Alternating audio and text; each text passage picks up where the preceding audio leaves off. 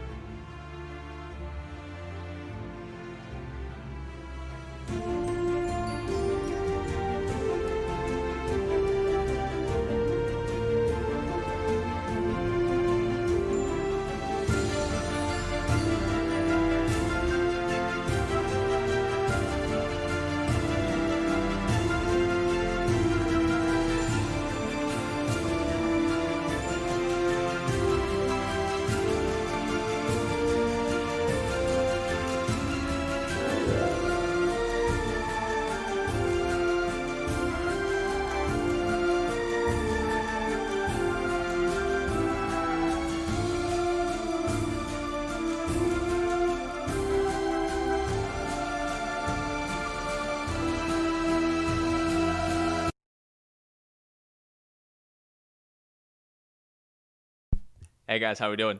How is everyone doing tonight? I hope you're ready to talk some more Tashas, because I am ready to talk some more Tashas. Jesse, what's up? Oh no, you have pneumonia? Dude, that sucks. But it's not COVID, that is great.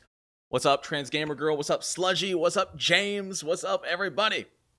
Glad to see you're all here. Glad to see everyone could make it. I'm really hyped to get going more into this. Now that we don't have a whole class to cover, we don't have to cover the Artificer again, we should be able to fly through the rest of the classes here, and then beyond, you know? Man, I'm ready to. And it wouldn't be a Tasha stream without our drink of choice. And so today, as they've been talking about in the chat here, I splurged. I went above it. I don't need this. I'm not listening to anything. Why do I have headphones on? I splurged. I went above. I went beyond the $3 wine. Today, we are rocking $11 Barefoot Moscato, baby. I might have cheated when I said it was $11, because it's $11 for a double-sized bottle, so I guess technically it's only $5.50. So, let's get this going. Oh, listen to that. Good sound. The traditional way to drink wine, of course, out of a jar. Double-digit booze. Let's go. Yo, best of luck, Charles King. Here's hoping for negative. How's everyone doing tonight? I hope everyone has had a good day, good evening for our friends over in the Eastern Hemisphere.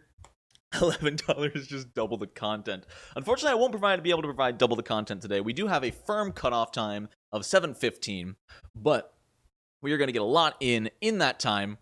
Rate my homebrew. Ooh, that could be interesting. As someone who's been making some homebrew himself, I'd be interested to see what other people have come up with. Not bad. And as an Italian, the upgrade pleases you. Oh, yes. This is truly the finest grape juice. It's just grape juice, dude.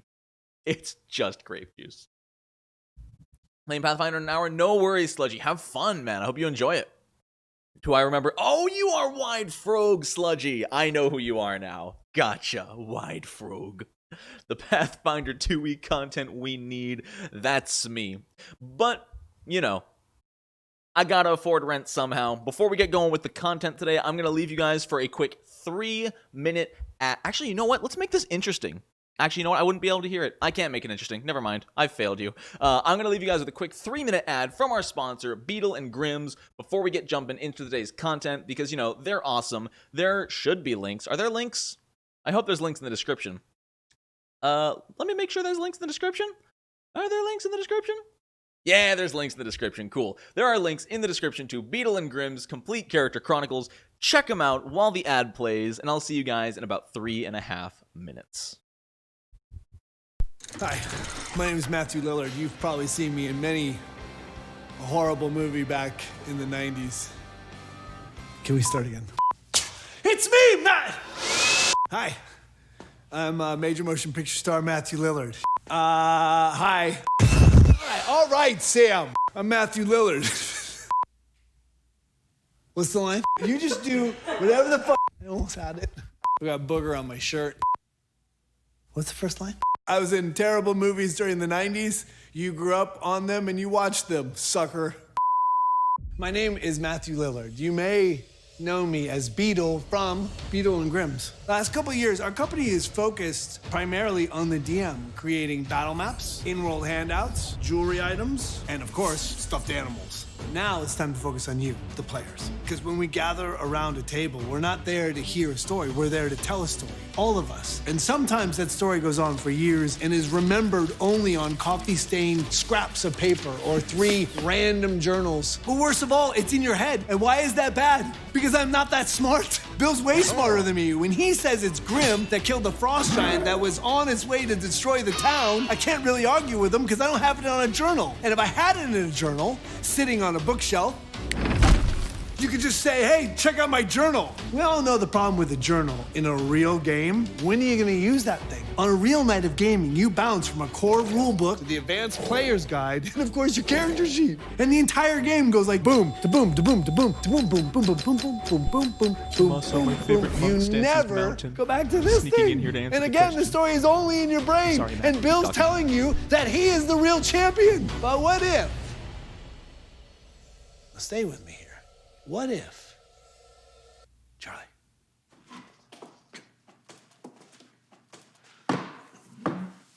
Charlie. Thanks.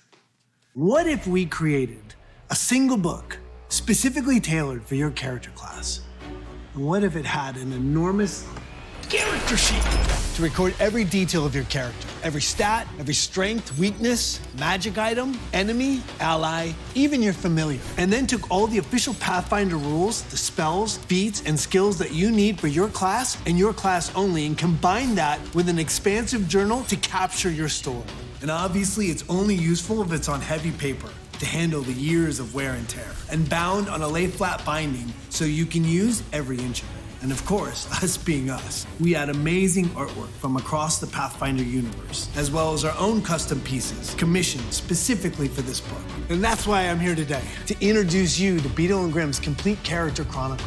Character sheet, rulebook, journal, all in one. The tools to tell your story and the pages to preserve it. If my story had been included in one of these, I'm pretty sure that Beetle, the greatest dungeon delver ever, would have been the true hero of the group. Not Bodum, not Tanner, and definitely not Grimm. Because it all would have been written down, the incontestable truth. Or at least, a well-documented lie. Which is just as good. I'm Matthew Lillard, and we are Beetle and Grimm.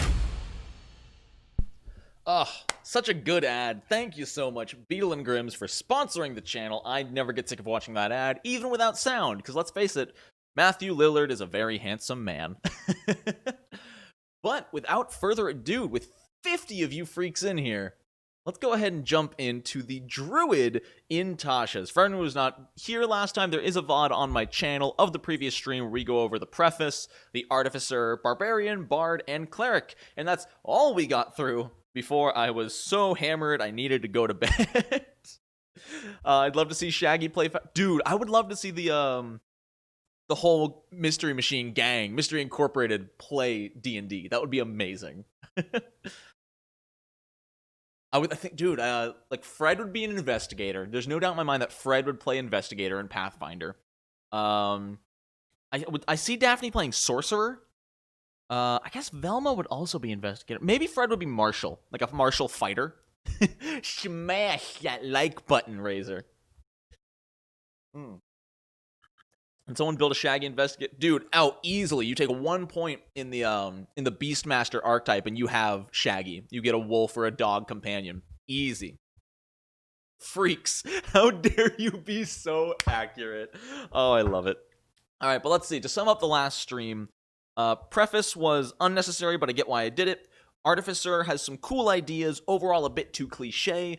Barbarian is fine. They gave it too much control with its options. Bard, I had no problems with. I think the new Bard colleges were really cool. Cleric, a little imbalanced. Some kind of crazy stuff going there. Let's jump into Druid. Oh yeah, Velma would probably be Wizard. You're totally right. The hard one is Daphne. Honestly, I think Daphne would be Sorcerer and, or Bard. Daphne could roll Bard. Anyway, that's not what we're here for. We're on a time limit, people. Let's go ahead and scroll down some Druid here. So optional class features, which if you're not aware, are things that you can say, hey DM, these optional features fit my character. Can I have them? Let's scroll in. The first level, new additional spells. So just extra spells added to the Druid spell list. That's fine. I'm not too worried about going over spells in this because we just don't have that kind of time. Wild Companion. You gain the ability to summon a spirit that assumes an animal form. As an action, you can expend a use of your wild shape feature to cast the Find Familiar spell. When you cast the spell in this way, the familiar is a fae instead of a beast. Weird. So this is just a temporary familiar? I'm guessing, I think you get wild shape either equal to wisdom mod or proficiency mod, I can't remember. But that's interesting. Is Find Familiar different from having a familiar? Yeah, you just get a familiar. Weird. Okay, but you can... Huh! That's kind of cool. I guess not all druids would want or need to shapeshift. So being able to trade that away for familiar, I don't hate that. I like that. Number of hours equal to half your druid level. That's fair, because it seems like familiars in 5e are really powerful. It looks like right away you get telepathic communication. All familiars can deliver touch spells. That's fair. Yeah, it's 2 per short rest. Gotcha. Until level 20? Oh my god. There's no familiar feature at all in 5e. Gotcha. I like this. I think this is really cool. I like giving this the option. I can see Daphne going full crunch and going fighter. Just beat the crap out of you. Ooh, no, guys, Shaggy would absolutely be a monk. Ultra Instinct Shaggy, it's obviously monk. I can't believe we're still talking about this. Yeah, I don't mind this one. This one's really cool. A more familiar focused sorcerer. I like it. Ability to swap out cantrips. That's fine. All right, here's what we're here for. The new subclasses. Circle of Spores, Circle of Stars, Circle of Wildfire. Druids of the Circle of Spores find beauty in decay. Yeah, they're mushroom. Oh my god, this is my favorite picture I've ever seen. I mean, the gnome's a little creepy, but I love this frog boy. He kind of reminds me of Frog from Chrono Trigger. Oh, I love it. I love it. Oh, he's a bullywug. Wait, it's a zombie bullywug? I can't even tell it's a zombie. All right. Your symbiotic link to fungi and your ability to tap into the life cycle have granted you access to special spells. Weird. So this one's more undead focused? Chill touch, blindness, animate dead. This 180'd fast? Why is undead the same as fungus? Cloud Kill makes sense. Contagion makes sense. Confusion, Blight. That all makes sense. But Chill Touch and Animate Dead. Weird. You are surrounded by invisible necrotic spores that are harmless until you unleash them. When a creature you can see moves into a space within 10 feet of you, you can use your reaction to deal 1d4 necrotic damage. Ooh! Oh, I like that! Your Dragonized campaign is playing a Wildfire Druid? Nice. Dude, this is really, really cool. This is just a passive DPS. It's not super strong. 1d4 is the perfect amount for this, and they can still succeed a saving throw. That's really neat. I love that. There's not enough, like, area of effect triggerable damage in most TTRPGs, honestly. I couldn't tell you anything in Pathfinder 2e that's just a passive feature like this. I guess that's true, James. I guess that's true. There are things in nature like those special spores that make ant zombies. Really pretty cool. Okay. All right. That's fair. That's fair. Symbiotic entity. You gain the ability to channel magic into your spores. As an act, I am not drinking fast enough. Hold on.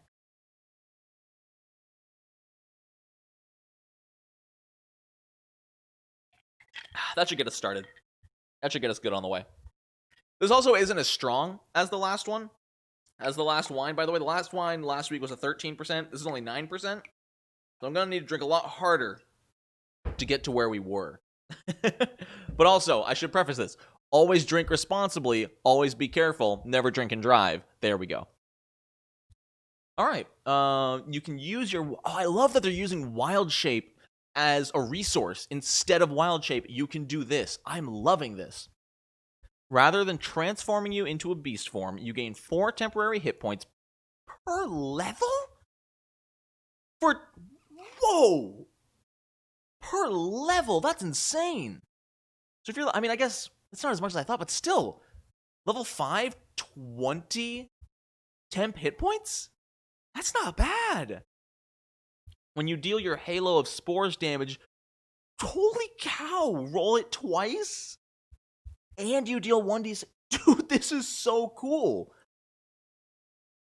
You're making this into just like this passive... This honestly makes me think of like... Sorry, it's way too hot to wear this right now. I'm sorry. It's all passive. I guess this isn't passive. No, this is you use a Wild Shape. But still, for 10 minutes... Yeah, I would agree with that, Axel. Yeah, that Wild Shape, it shouldn't have been like you can just Wild Shape. It should have been you can do a variety of different things. And this is awesome. This is so different enough that being able to deal your 1d4 plus an additional 1d4, all your melee attacks deal 1d6 bonus damage, and you get 10 hit points, that's so cool. And, twice per short rest, that's not super overpowered. That's fine. 2 encounters. It's honestly not unlike it. Yeah, honestly, Axel, it is similar to focus points. You're right. Well put. I didn't make that connection. Yeah, I would love to see this. I might steal this for Pathfinder. I really like this. Just the... It wouldn't be the Order of Spores in Pathfinder 2e. It'd be the Sporter.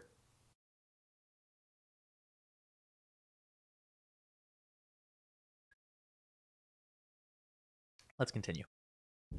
All right, Fungal Infestation.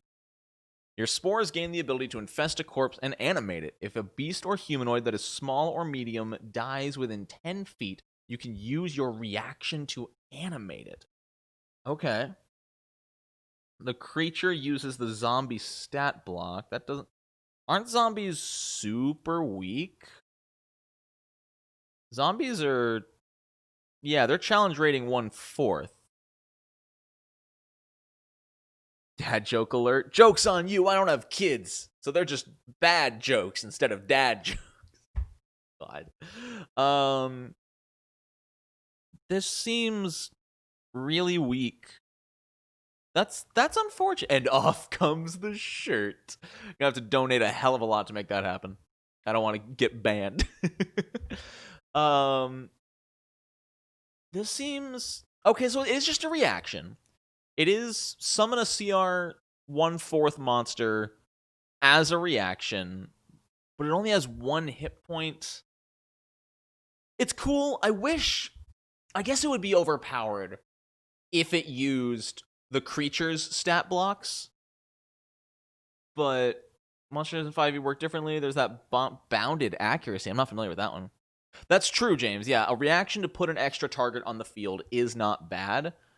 I think what could have been more fun is if they resurrected and still used their normal stat block, but they got like some kind of big penalty or even just disadvantage to everything they do. All saving throws, attack rolls, and skill checks, they get disadvantage. I think that could have been fine. That would have been kind of cool. Maybe that would still be too overpowered, but only doing that, 3 or 4 times per day? I don't know. I think that could have been fun. Maybe it gets upgraded later, though. I haven't read yet. But it is for an hour. Like, it's for an hour, but it only has 1 hit point, so the chances of it lasting more than a round or 2 in combat are pretty slim, but yeah, it'll take a hit. That's true. That's fair. And plus, as long as your GM allows it, I'm sure you can roleplay that into some severe intimidation. If you're fighting 3 goblins and you kill one of them and bring it back as a zombie, those 2 goblins better lose some morale. Bounded accuracy means that all numbers are expected to fall in a 1 to 28-ish range. Gotcha. Okay. That's true. Yeah, a lot of kobolds or something. A lot of small things this could do pretty well. Nothing in 5e has an AC higher than 28? I'm not sure. Plenty of ways to give temp HP? Really? Okay. Level 10. You gain the ability to seed an area with deadly spores. As a bonus action while your symbiotic entity is active, you can hurl your spores up to 30 feet away, where they swirl in a 10-foot cube for 1 minute. When a creature moves into the cube or starts its turn there, they take the damage. Okay. Okay, that's fine. That's kind of cool. And is there a limit to this? I don't think there is. That's kind of cool. Okay, so now rather than being 10 feet around you, you can put them in a 10-foot spot. That's kind of neat. If you don't want to get up close and personal, you can throw your spores into the heat of combat. I don't mind that. That's really cool. This gives your, I don't know, 5e's rules on like shoving and grappling and stuff. I know the grapple rules are less than ideal. But yeah, if you can have your fighter and your paladin like control the enemies and keep them in this cube, that's a lot of cool bonus damage. I like that. For level 10, it might be a little weak, but it's really cool. I wish you kind of upped the damage or something of your spores, because, the longer into the game it goes, 1d4 does start meaning less and less. Fungal Body. Mushroom Girl from My Hero. Dude, I need to watch that. I still haven't seen My Hero Academia. I really should. You can't be blinded, deafened, frightened, or poisoned? Holy cow. Wait, it's limited by your use of Halo of Spores? I think Halo of Spores was infinite. Yeah, Halo of Spores is a permanent passive. There's no limit there. Turtle Folk Spores Druid. Just like hide your head in your shell and spores come pouring out. Oh my god. Dude, that's really cool. Wait, you can't be critically hit. Whoa! That's neat. That's really cool. This is a really cool, like, melee druid. I dig this. My deep-known Spore Druid was a total stoner. Dude, I feel like that would be a great character to play.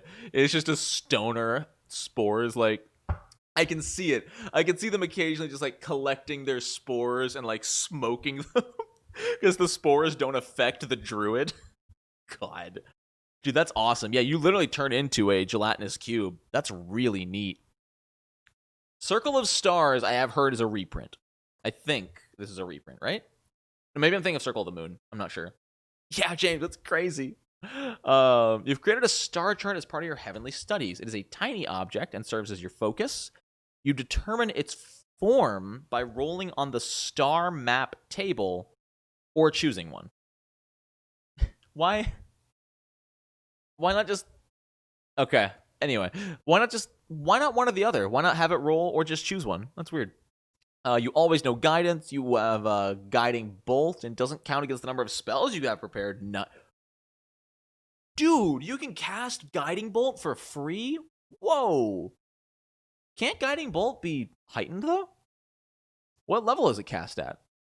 Can't guiding bolt 5e. Can't that be heightened? I think guiding bolt can be heightened. Yeah, how do you heighten it? That's weird. It doesn't say you heighten it at all. Unless you can just always cast it at the highest level you can cast. Yeah, Circle of the Moon's the one that's apparently super broken with hit points and shapeshifting and stuff. This one's... I'm guessing it's implied that you always cast it as at your highest spell slot. You can prepare an extra spell per day. Yeah, that's really cool. Anytime you can cast without a spell slot, it's at its lowest level. Okay, cool. Thank you, Ian. I really wish... I need to find a way. Next time I stream, I don't know when or how. Maybe there'll be a part 3 to this. There probably will be. I need to figure out how to lower the latency. Because right now, between you guys sending me something and me reacting to it, it's like a 15, 20-second delay. And it's so tough. Alright, so your map is either a scroll covered with constellations, a stone tablet with fine holes, a speckled owlbear hide? Why is it specifically owlbear? Why are you gonna hurt them like that? I wish I had my owlbear on me. I don't know where he went. A collection of maps bound in an ebony cover, a crystal that projects starry patterns, or glass discs that depict constellations. Okay, cool. I came in like a guiding bolt. I couldn't miss the kobold. Actually, wait, can guiding bolt miss? I forget. Guiding bolt can't miss, right? No, never mind, it can miss. Never mind. Yeah, poor owlbears. Why couldn't it just be like animal hide? That's so sad. Starry form. You can expend a use of your wild shape to take on a starry form. When in your starry form, you retain your game statistics, but your body becomes luminous. Glimmer like stars, glowing lines. This form sheds bright light, so you become a torch. You become the light spell for 10 minutes. You can choose which of the following constellation. Oh my god, okay. So when you activate this form, you can get, as a bonus action, you can make it... What? Wait, what? Oh my god. A full Nonat rendition of Wrecking Ball now. Donate $100, we'll talk.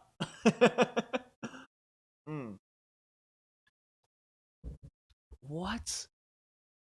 You just get to cast Guiding Bolt for free as a bonus action every turn for 10 minutes? No, owlbears aren't a reference to Pathfinder. Owlbears are just amazing. They've just always been in D&D and stuff for a long time. They're just bears who are also owls, and they're adorable, and I love them. And I have an owlbear plushie that my friend gave me a few years ago. Great. Dude, that's insane. Like, I know it's only 1d8 plus wisdom, but still...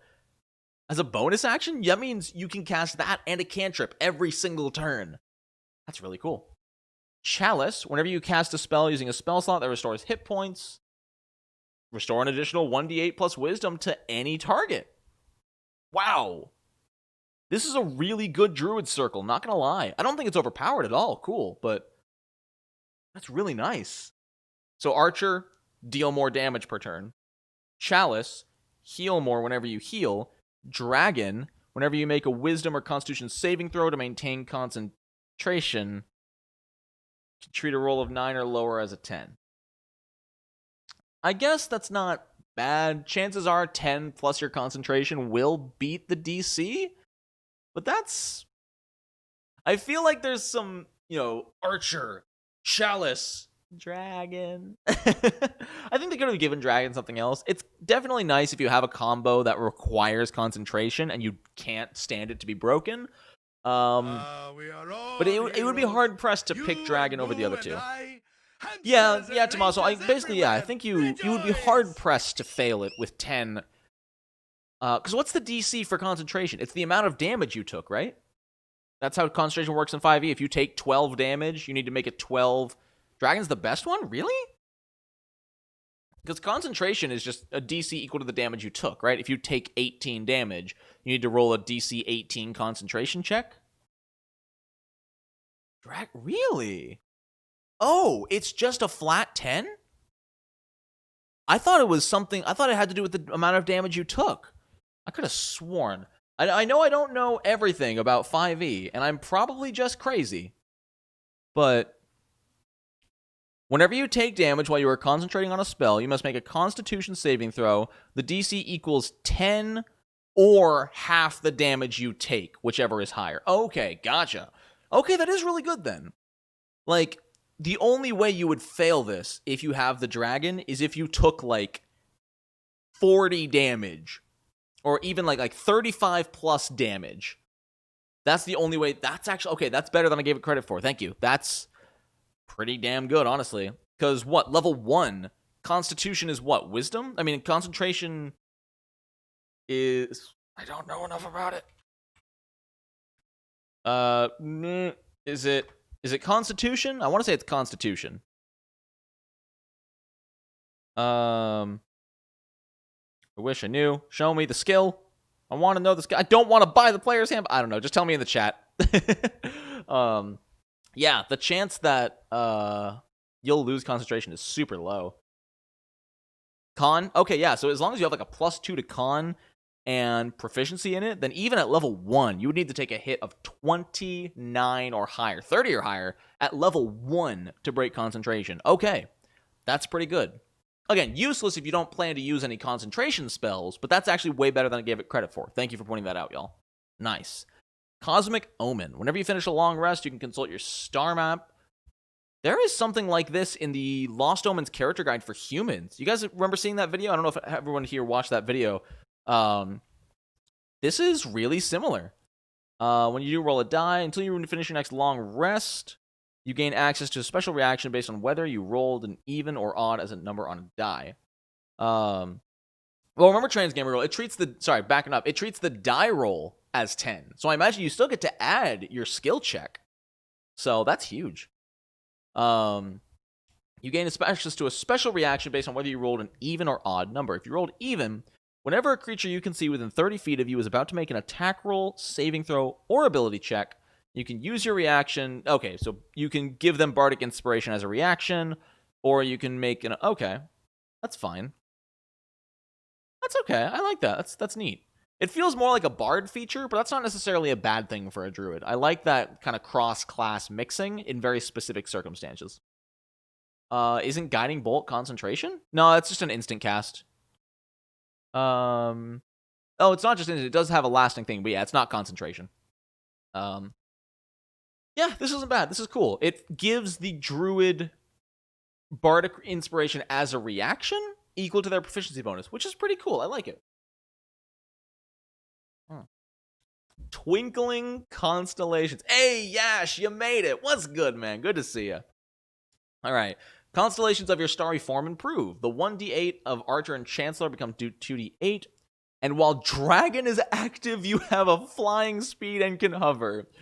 One of these things is not like the other. One of these things just doesn't belong. That's cool. That's cool. I do like the damage bonus of Archer, the healing bonus of Chalice. Being able to fly might be worth 1d8 damage per turn. But that's really cool. Oh, and you can change every turn. Oh, that's neat. Dude, that's cool. So now you can just be like, I'm shooting lasers. I'm Archer. Oh, you're gonna attack me? Never mind. Dragon Form.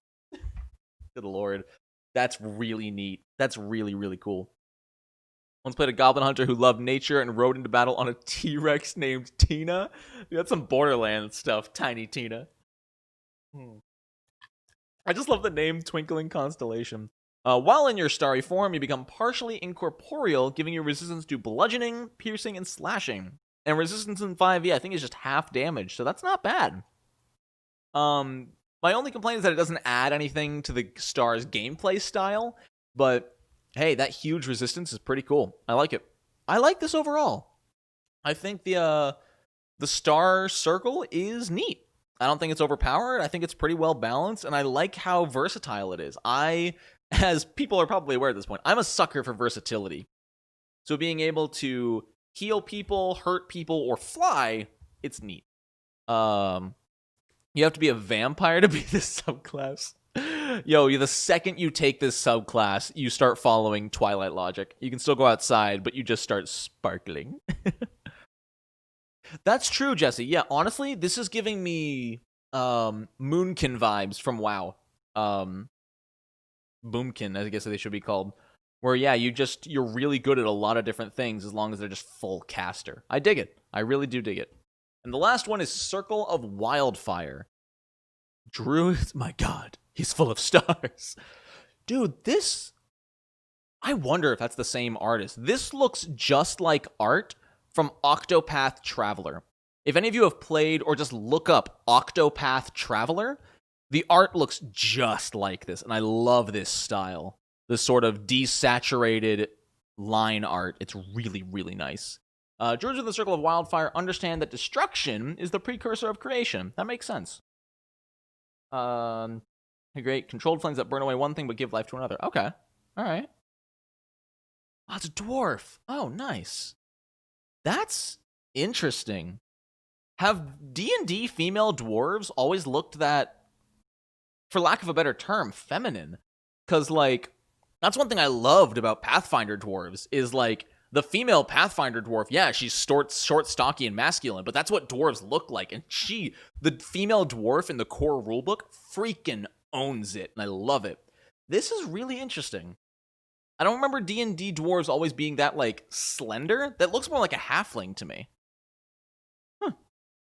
The art is really hit or miss. I think it's hit more than it's missed so far, though. All right, you have formed a bond with a... Right, yeah, she looks like a halfling. You're right, Axel. You have formed a bond with a wildfire spirit. Okay, I'm guessing this is a familiar? Access to certain spells. I'm guessing like fireball. Wait, no fireball? But mass cure wounds? Pardon? All right, once per day. Sorry, once you gain access to one of these spells, you always have it prepared. Wow. I'm guessing it said that for the other circles as well. That's really cool. So that's true. It could just be the artist style. That's fair. Just a softer trace. Fair point, Sam. Axel, get out of here. Get out of here with that 2017 meme. That might have been last year. I don't know. Time's an enigma. No fireball or wildfire. Gotcha. Fire heals?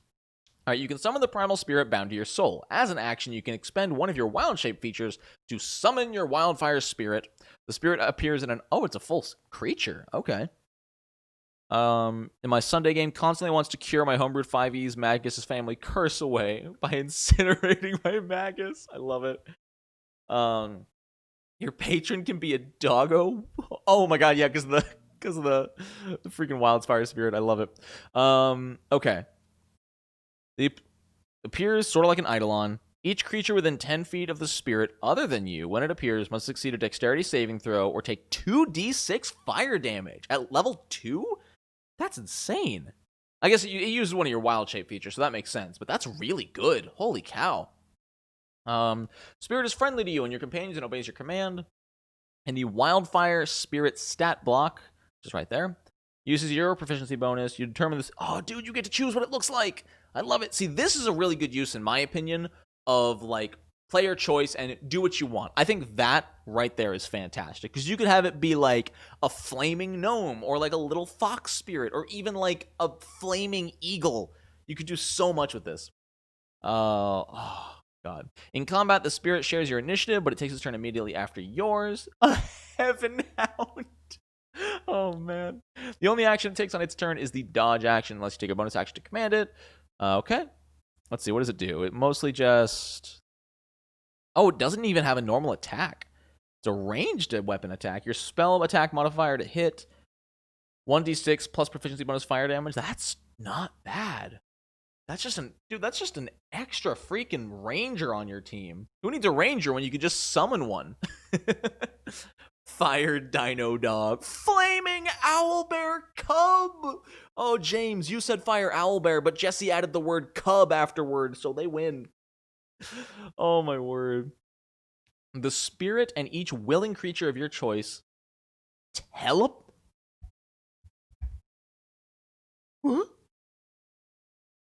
What? The spirit and each willing creature of your choice within 5 feet of it teleport up to 15 feet to unoccupied spaces you can see. Doesn't say they have to appear next to each other either. That means they can all teleport in different directions. Then each creature within 5 feet of the space that the spirit left. Dude, that's so cool. That's so cool. Your spirit can run up into melee, grab your fighter and your paladin, teleport 15 feet out and explode on the enemies there. Dude, fire go brrr. That's really... They ruined Ranger again. Dude, why is that a thing? Why does it have this ability? Owlbear. Get out of here, Grim. Stop it. Ranger's much better than it was, at least. That's good. I'm excited to get to Ranger. Yeah, James, if the roof is 15 feet or lower, straight up, that's so good. At 6th level, the bond with your wildfire spirit enhances your destructive and restorative spells. Whenever you cast a spell that deals fire damage or restores hit points while your wildfire spirit is summoned, roll a d8 and add it. And then when you cast a spell with range other than self, you can cast it from your spirit. Nice. That's a very Pathfinder witch feature, honestly. This feature right here feels a lot like the Pathfinder 2e witch, casting things from your familiar, and then just the bonus d8. That's really cool. That's crazy though. This is permanent. This isn't like this doesn't use a resource or anything. Just whenever you cast a spell that deals fire damage, roll a d8. Oh, is that why they got rid of stuff like wildfire and fireball? Because your fireball would get a flat d8 bonus on every single target? That would make sense. I've been playing Circle of the Moon Druid, Great Olden Warlock, and Curse of Strahd. Might want to go Spores or Stars. They are really cool, dude. Cauterizing Flames. You gain the ability to turn death into magical flames. Death be gone, magical flames. When a smaller, larger creature dies within 30 feet of you or your wildfire spirit, a harmless spectral flame... Tawny, you can't sneak in. I mean, pro tip, saying sneaks in gives you away. What's up, darling? Good to see you. When a smaller, larger creature dies within 30 feet of you or your wildfire spirit, a harmless spectral flame springs forth in the dead creature's space and flickers there for 1 minute. When a creature you can see enters that space, you can use your reaction to extinguish the spectral flame there and either heal the creature or... Dude, you set a little bomb. You just... For 2... Okay, it's limited to proficiency. That's actually unfortunate that that's limited to your proficiency bonus. I mean, I guess it's a completely separate thing, and at level 10, that's like... it's like, 4 times per day? That's cool. I'm glad you don't have to use one of the charges to set up the flame. I'm glad it's just happens, and then you use your proficiency bonus to trigger the flame. That is really well designed, and I like that. This might be my favorite thing I've read in the in Tasha's so far. I think this might be my favorite feature of every class I've read in Tasha's. It's a little situational, but it's so, again, versatile. An ally can run into it to get 2d10 plus 4 hit points back. Or if you can push an enemy or control them into it, boom! Really, really good. Proficiency means it scales even if you multi-class. That's true. If you stopped leveling up Druid at level 10 and went for something else, this would be awesome. I do get advantage and plus 10. Plus 10? What level do you think I am? This is Pathfinder 2e. I get plus 18. You'd be amazed what the Salad archetype gives you for bonuses. Blazing Revival. The bond with your wildfire spirit can save you from death. If the spirit is within 120 feet of you and you are reduced to 0 hit points, you fall unconscious. The spirit Wow! Half your hit points? Damn. That's really good. I mean, it's no artificer who has to be killed 8 times at level 20. Yeah, James, I think I agree with that. A lot of this, I think a lot of Tasha's does feel video gamey, but the Wildfire Druid feels video gamey in a really good way. I like it. I like when they start putting squares into things. You know, like, oh, you set like specific spaces, stuff gets set up. I like that. People be rolling 69s with a D20. You're not wrong. You're not wrong at all. Okay, cool. I like it. I think my in order of 3 favorites, I think it definitely goes Wildfire. Ooh, Stars or Spores? I think I like Stars a little more than Spores, but it's really close. And I still really like Spores. So far, Druid wins. Out of the first 4 classes we've covered, Druid absolutely wins. Let's check out. Oh, Fighter. Oh wait, this is D&D Fighters. I don't have to be mad at these ones. All right. Sludgy, why video gaming can be bad? It's opinions and it's a balance. It's tough and it'll depend on your table. Sometimes if something is too video gamey, it can pull you too much into the mechanics and out of the story, even if you don't intend it to. Spore game. All right, the fighter. Let's go. Musart, excuse me? Plus 97 to jump. What did I miss out on in first edition Pathfinder? All right. Let's see. Fighting style option. Ooh, new fighting styles. You have blind sight up to 10 feet. You can effectively see anything that isn't behind total cover, even if you're blinded. You can see an invisible creature. Oh, unless they successfully hide from you. Dang, if they're not trying to hide, you can see an invisible creature within 10 feet? Nice. That's really cool. When a creature you can see hits a target other than you, within 5 feet of you... Wait a second, this is just a champion. This is just a Pathfinder champion. When a creature you can see hits a target other than you within 5 feet of you with an attack, you can use your reaction to reduce the damage the target takes by 1d10 plus proficiency. It scales differently, but that's just... Oh, sorry, I punched you. That's just a champion reaction. You must be wielding a shield or a weapon to use this reaction. That's hilarious. That is straight up just a champion reaction. I love it. Oh, God. Plus 37 normally, plus 22 to my speed above 30 feet, plus 22 to my level from high jump, plus 20 from high jump if I spent a key point. I love it. Yo, have a good day at work, Jimmy. Thanks for stopping by, man. Appreciate it. Should set another light goal to have him chug. I mean, that would just be irresponsible. Besides, we're only at 27 likes, guys. There's 83 of you in here. I'm not saying I'm going to chug if we hit 60 likes. I'm not saying that at all. All right. Paladins get it too? Good. Superior technique. Oh, this is a fighting style that grants you a Battle Master maneuver. Ooh, if a maneuver you use requires your target to make a saving throw to resist effects, saving throw equals 8 plus your proficiency plus strength or dex. Okay. And you gain a superiority, which makes sense because you typically need the superiority die. That's cool. This is rare. I like this. Like, whereas an archetype is a dip into a class, I guess not really in 5e, but like, it's cool to see a fighter be able to dip into one of its own subclasses without dedicating to that subclass. I really like that a lot. That's really, really cool. Battle Master is definitely one of the most interesting in my opinion. So being able to take just one maneuver from Battle Master without taking Battle Master is solid. I mean, honestly, people are like, oh, D&D have been playing too much Pathfinder. But that's not a bad thing. In my opinion, game developers should be playing as many different systems as possible. In my opinion, you know, I hope the Pathfinder game devs are playing City of Mist, are playing D&D 5e, are playing Call of Cthulhu, so they can take those experiences and steal the stuff that works, you know?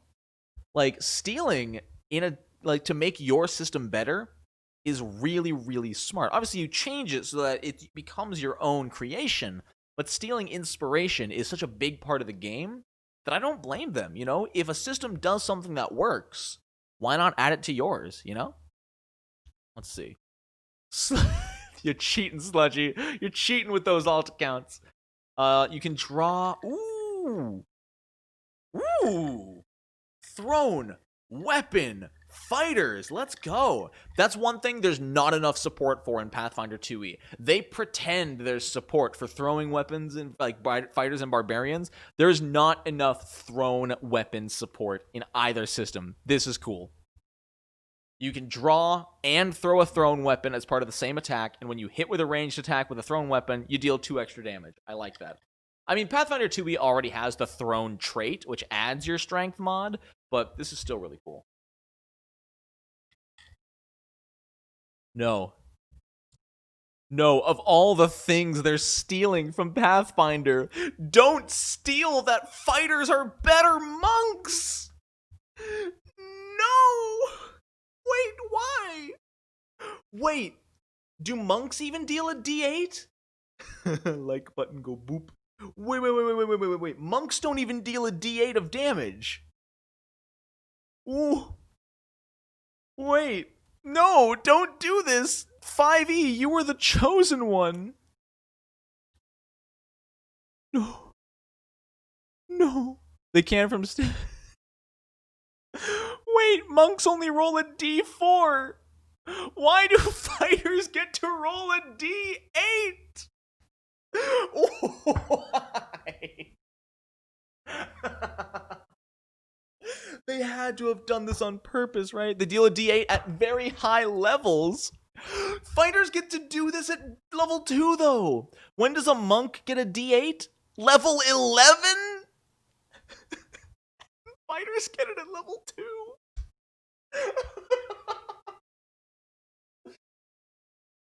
Oh my god. That's true. Monks can attack more than once, which is fair. That's fair. Monks can always use a bonus action to attack twice for effectively 2d4, which is better than 1d8 plus strength. That's very fair. It's just so funny to me. You know what? I guess this is... Wait, this is level... Oh, fighters do get it at level 1. You're right, this is level 1. But you know what this is? I think they've done this well. In the end, a monk will deal more damage with flurry of blows and bonus actions and stuff. They attack much more often, and each of those attacks applies their dex or strength to damage. A fighter will get one good hit, but that's it, you know? In the end, the monk does get to add their strength or dex mod 3 times. A fighter gets to go, BAM! And that's it. I like this, though. At the start of each of your turns, deal 1d4 bludgeoning damage to one creature grappled. I like that. They're finally doing something with grappled. By the time monks have d8, fighters can attack for 3. Wait, no, Ronald. No, wait, Ronald. Do monks not get multi-attack? Do monks not get extra attack? Oh, they do. Okay, they do. Never mind, they do. Okay. All right. Whew. Let's calm it.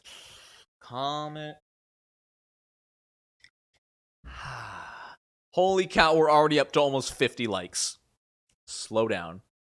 Don't actually slow down. All right, moving on. Martial versatility. Whenever you reach a level in this class that grants the ability score improvement feature. Oh, neat. So whenever you get an ASI, you can replace your fighting style or replace the maneuver you took from Battle Master. Ooh. I like that. That's cool. That's a cool little versatility. I dig it. Let's see. Maneuver. Oh, there's new maneuvers. Ooh. When you make a dexterity, stealth check, or an initiative roll, you can expend 1 superiority die and add the die to the roll. Okay, that's not bad. That's okay. Make yourself really, really stealthy or really, really initiative. I like that. I don't think that's too amazing. Going first in initiative versus having an actual maneuver to use in combat, not exactly a super equal trade-off, but not bad. Bait and switch when you're within 5 feet of a creature on your turn. Wait, why are we at 58 likes now? 59. Are you kidding? Guys, I was joking. Haha. Big joke, funny man. We're not, I mean, you can spend 1 superiority die and switch places with that creature, provided you spend at least 5 feet of movement and the creature is willing and isn't incapacitated. That's kind of cool. See, I love Battlefield creature, and there's 60 likes, and that's 60 likes. All right. Cheers to all you crazy people out there. All right, cheers to all 60 plus of you who have liked. Cheers to you, Untested Gaming, for the $5 super chat. We did it, boys.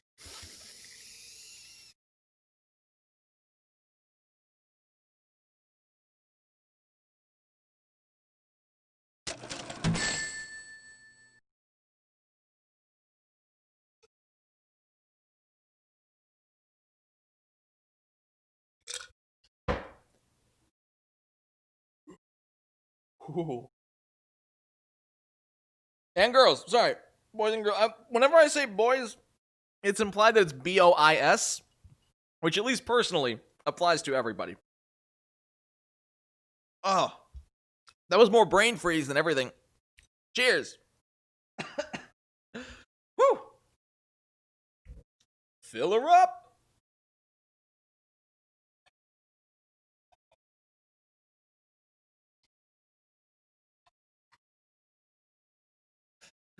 All right, if we hit 75 likes, I'll chug it. I'm kidding. I'm kidding.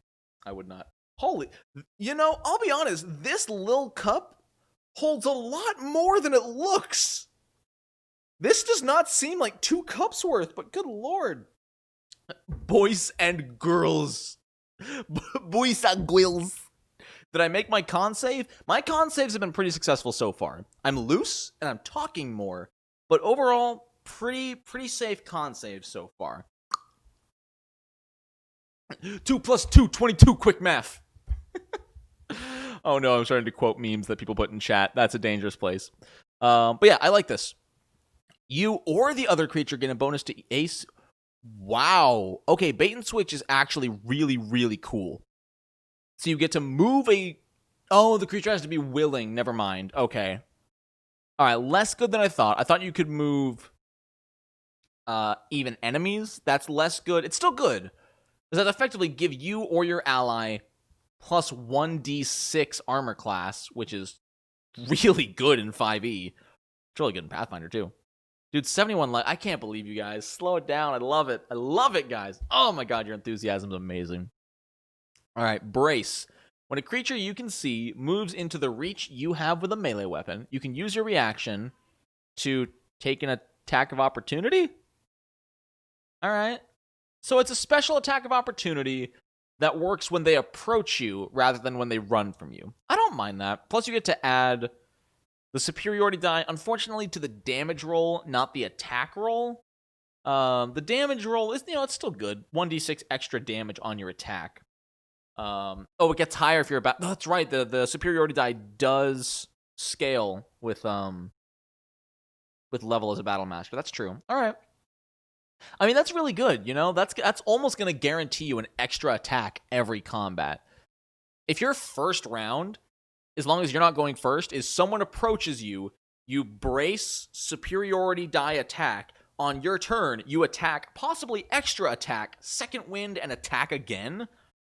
That's going to get gross. That's going to get really gross, not going to lie. Commanding presence. You may make a charisma or a charisma check. It's just how my brain read it. My brain completely omitted the parentheses. So I just read, when you make a charisma or a charisma check. All right, I might be failing my con saves. When you make an intimidation, performance, or persuasion check, you can expend 1 superiority die and add the superiority die to the ability check. That's not bad. It's not bad. It's not terrible. Dude, it has been an hour already. Dude, time is fleeting. Time is fast. Unis Optimus taught me a lot. Oh my god. For a moment, I forgot it was live. Well, now you know it's live, Lucas, because I'm talking to you. I'm calling you out by name. I might stream more. I haven't decided yet, because part of me is averse to streaming, because that's what I did before I switched to TTRPG content. But being able to hang out with you guys like this has been really, really cool, and I've been loving it. So, I don't know. There's been talks in the works of me let's playing, well, I guess not let's playing, but streaming something like Pathfinder Kingmaker or the old Baldur's Gate games or something like that could be fun. Depending on what we hear from people. I don't know. It's something I would have to dedicate a good amount of time to, but if enough people wanted it, it could happen. Streams are fun. I hate how 5e puts the stat before the skill name. Dude, we hit 75. Good lord. They added so many freaking Battlemaster moves, dude. Holy cow. Grappling Strike. Immediately after you hit a creature with a melee attack on your turn, you can expend 1 superiority die and then try to grapple the target as a bonus action. I don't know how grappling works in 5e. I've heard bad things. I have Shadows of boy. I have nothing to say about this because I don't necessarily know how grappling works. And it's just going to load up the player's handbook, which I'm not interested in, so I would also stream Divinity, yeah. No, it's just so weird. Because for those of you who don't know, story time. I used to be a video game streamer. For about 2 years, I did video game live streams for a living. Like, that was my thing. I was under contract, and I did that, and it was fine. And then it got old. I wasn't enjoying myself quite as much, and my contract fell through, so I jumped over to TTRPG. So it would be interesting and strange to go back to video game live streaming. It would be strange.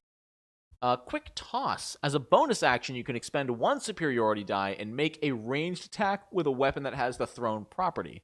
You can draw the weapon as part of making this attack. Okay, that's fine, I guess. If you want to be a Battle Master Throne, you can do like an extra ranged attack every turn. That's kind of cool. I mean, I guess as long as you have the ammo, that's an extra attack every single turn. It's not bad, actually. TTRPG, video game stream. Right, yeah, it would be somewhere in the middle. When you make an investigation... Sorry. I can't stop laughing at that. When you make an intelligence, or a wisdom check, you can expend 1 superiority die and apply it. Yeah, okay. Same as the other one. This one's just for investigation, history, and insight. Oh boy. Here we go. The Psy Warrior. I have been afraid of this. I've honestly been scared to read this. Let's go into it. Yeah, there's the limitation of the superiority die themselves.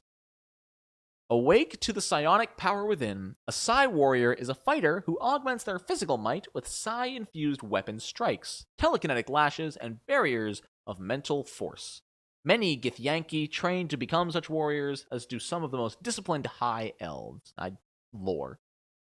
Psionic power. You harbor a wellspring of psionic energy. This energy is represented by your psionic energy die, which is totally not the same thing as a superiority die. You have a number of these die equal to twice your proficiency. Wow. At level 3, that's what, 6? I don't know if you have 3 proficiency at level 3 by then. Yay, Jedis. Some of your powers expend the psionic energy die. Okay, yeah. Long rest, cool. When you reach certain levels, the size... Yeah, so they're literally superiority die. At least that they got rid of the changing psi dice thing. It doesn't... Wait, but it's right here, Trans Gamer Girl. It changes size. Unless there was something else at UA in a different way that changed, like, depending. Alright. So, Protective Field. When you or another creature you can see within 30 feet of you takes damage, use your reaction to expend a die, roll the die, reduce the damage taken by the total plus intelligence. It's kind of cool. That's not bad. That's not super overpowered. And you can do that a lot. I mean, if you're level 3 and you're doing that, it's only 4 at level 3. Okay, but pretty soon that goes up to 6. You can reduce damage by 1d6 plus 3, averaging. That reduces 6 damage 6 times per day? That's kind of nuts. Oh, it went up if you rolled a 1. Oh, interesting. Psionic Strike. You can propel your weapons with psionic force once on each of your turns immediately after you hit a target within 30 feet of you. Expend a die, rolling it and dealing forced... Okay, so that just buffs up your damage by a psionic die. You can move an object or creature with your mind. As an action, you target one loose object that is large or smaller. If you can see the target and it is within 30 feet of you, you can move it up to 30 feet. Alternatively, as a tiny object, you can move it to or from your hand. Oh, that's not too bad. That's not super overpowered. 30 feet. I like it specifies object, so it can't be anything like a like it can't move a creature. So that's not too bad. I think that's fair. Yeah, these aren't too overpowered. I mean, bonus damage reduction, or moving things. That's totally fine in my opinion. I like that. If you rolled a 6, it dropped to a D4. If you rolled a 4, you lost it. But if you rolled a 1, it went... That's so weird. Oh, so superiority come back with short rest. Psi dice don't. Gotcha, that's the difference. Weird. So originally, it would just... You could theoretically have your psi dice forever. That's insane. Oh, was it a willing creature? Oh, one willing creature... Wait. It doesn't have a size requirement. Wizards, you didn't add a size requirement. One large or smaller object, or one willing creature. If that large, gargantuan dragon is okay with you moving it, you can just, you're over there now. What? Weird. I don't think that would ever, like, play into anything. It's just a funny misnomer. I don't even know if that's the right term, but yeah, that's interesting. All right. You have mastered new ways to use your telekinetic abilities. I think that's the intention, James. The way it's written doesn't imply that, but I think that's rules as intended is larger or smaller creature. As a bonus action, you can propel your body with your mind. You gain a fly speed for 1 turn. Oh my god, you can do that for free every day? And just expend a die to do it again? If the Tarrasque is... The Tarrasque is willing, but the body is weak. You're helping your allied dragon fly in midair. I love it. Just shift the Tarrasque 30 feet. What if we take the Tarrasque and push it somewhere else? That's cool. You can just fly 60 feet once per day. More than once per day if you use a die. That's cool. When you deal damage to your target with Psionic Strike, you can force it to make a strength saving throw. Okay, so wait. Knocking prone is not as important in 5e. I keep reading these from a Pathfinder perspective, so I see if the save fails, you can knock the target prone. And I'm like, what? Because prone is huge in Pathfinder 2e. But in 5e, I know it's just half your movement to stand up. That's not too terribly powerful, but it's still pretty cool. I do love combat control, being able to move them in 10 feet. That's fine. Yeah, I don't know how powerful 10 feet of movement is if they fail. These seem fine. Being able to fly once per short rest, maybe a few extra times by spending your psionic energy, that's fine. It does give you advantage on melee attacks, so in the right situation, this can be huge. If an enemy goes and then you go, and you can knock them prone, that is huge, because all of your allies get advantage on attacks. That's pretty decent. Okay, that's still pretty good. So Ben, it's prone or move it up to 10 feet. It's not both.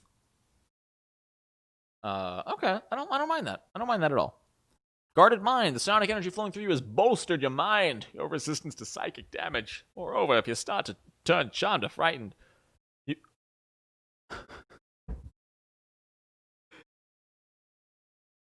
That's true, Trans Gamer Girl. Knock off a cliff. You can just... Nah, I'm not scared anymore. I'm too smart. I'm too smart to be scared. I'm too smart to be charmed. You can't stop me. My brain's too bulbous. Yours is smooth. Mine's got wrinkles. That's funny to me. I like that. I mean, honestly, this is just sort of what every fighter gets in Pathfinder with bravery.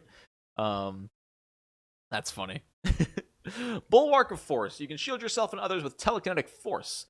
As a bonus action, you can choose creatures, including you, that you can see within 30 feet of you, up to a number of creatures equal to your intelligence. Sorry, You ever have those moments where you read something out loud, but you don't process any of it? That was me. As a bonus action, you can choose creatures, including yourself, that you can see, up to your intelligence modifier. Each of the chosen creatures is protected by half cover for 1 minute. Huh. Gotta get back to work. Yo, thank you again for the super chat earlier, Untested Gaming. Have a great day at work, or whatever you're doing with work. Have a good one, man. Have a good one. I'm starting to feel it. I'm starting to feel it a little bit, guys. Just a little bit. All right. Telekinetic Master. Your ability to move creatures and objects with your mind is matched by few. You can cast the Telekinesis spell requiring no components, and your spellcasting ability for the spell is Intelligence. On each of your turns, while you concentrate on the spell, including the turn when you cast it, you can attack as a bonus action. That's not bad. That's kind of cool. It makes sense. I like that they just went with the very sort of typical Professor X style telekinesis. Like, for the most part, the Psi Master just moves stuff and creates shields. That's about it. I'm okay with this. I never actually looked into it too much because I never had the books, but I remember in 3.5, psionics got crazy. This is pretty simple stuff, and I like it. That Chug catching up with you? Maybe. I like this a lot. This is really cool. This is well designed. I do enjoy it a lot. Well done, Blizzard. I think you nailed the balance on the Psi Warrior. I don't think any of this is overpowered. I think it's super flavorful and cool. And before we move on, why are we still on Fighter? Because there's a ton of new stuff for Fighter. Before we move on to Rune Night, I am going to run real quick. I have a couple of favors to ask all of you. If you have not already, please consider liking the video. It helps me feel like I'm doing good. It helps YouTube push the channel because the algorithm controls our souls, and in order to do well, we must appease them. I'm going to run an ad for you guys real quick. People who have been here the whole stream, it is a repeat. I'm sorry. I'm going to run to the bathroom, and if you're interested, please do share the stream with friends, family, anyone you think would be interested, because we have just hit 100 concurrent viewers recently, and I'm just saying, last time we had 150. Beating that record would be kind of cool. All right, I'm going to run an ad. I'll be back after running to the bathroom. Y'all sit tight. Have a good one.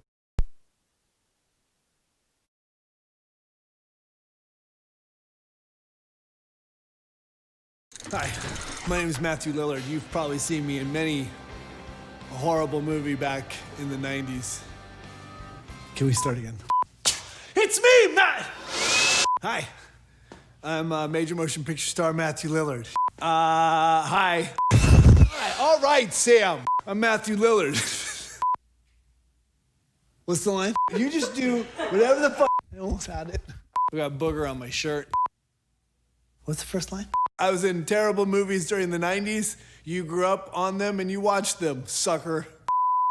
My name is Matthew Lillard. You may know me as Beetle from Beetle and Grimm's. Last couple of years, our company is focused primarily on the DM, creating battle maps, in-world handouts, jewelry items, and of course, stuffed animals. Now it's time to focus on you, the players. Because when we gather around a table, we're not there to hear a story, we're there to tell a story. All of us. And sometimes that story goes on for years and is remembered only on coffee-stained scraps of paper or 3 random journals. But worst of all, it's in your head. And why is that bad? Because I'm not that smart. Bill's way smarter than me. When he says it's Grimm that killed the frost giant that was on its way to destroy the town, I can't really argue with him because I don't have it on a journal. And if I had it in a journal, sitting on a bookshelf, you could just say, hey, check out my journal. We all know the problem with a journal. In a real game, when are you gonna use that thing? On a real night of gaming, you bounce from a core rule book to the advanced player's guide, and of course your character sheet. And the entire game goes like boom, to boom, to boom, to boom, to boom, boom, boom, boom, boom, boom, boom, boom, boom, boom, boom, boom. You never go back to this thing.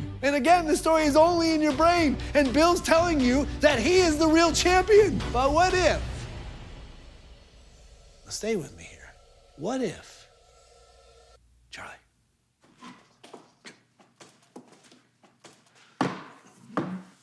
Charlie, thanks. What if we created a single book specifically tailored for your character class? And what if it had an enormous character sheet to record every detail of your character? Every stat, every strength, weakness, magic item, enemy, ally, even your familiar. And then took all the official Pathfinder rules, the spells, feats, and skills that you need for your class and your class only, and combined that with an expansive journal to capture your story. And obviously, it's only useful if it's on heavy paper to handle the years of wear and tear, and bound on a lay-flat binding so you can use every inch of it. And of My course, favorite part of running us, this ad we had amazing is every artwork time from across the Pathfinder somebody universe, as well as our own custom somebody pieces recognizes commissioned him as Shaggy specifically from for this Scooby-Doo. book. And I that's love why it. I'm here today, to introduce you to Beetle and Grimm's complete character chronicle. Character sheet, rulebook, journal, all in one. The tools to tell your story and the pages to preserve it. If my story had been included in one of these, I'm pretty sure that Beetle, the greatest dungeon delver ever, would have been the true hero of the group. Not Bodum, not Tanner, and definitely not Grimm. Because it all would have been written down, the incontestable truth. Or at least a well-documented lie, which is just as good.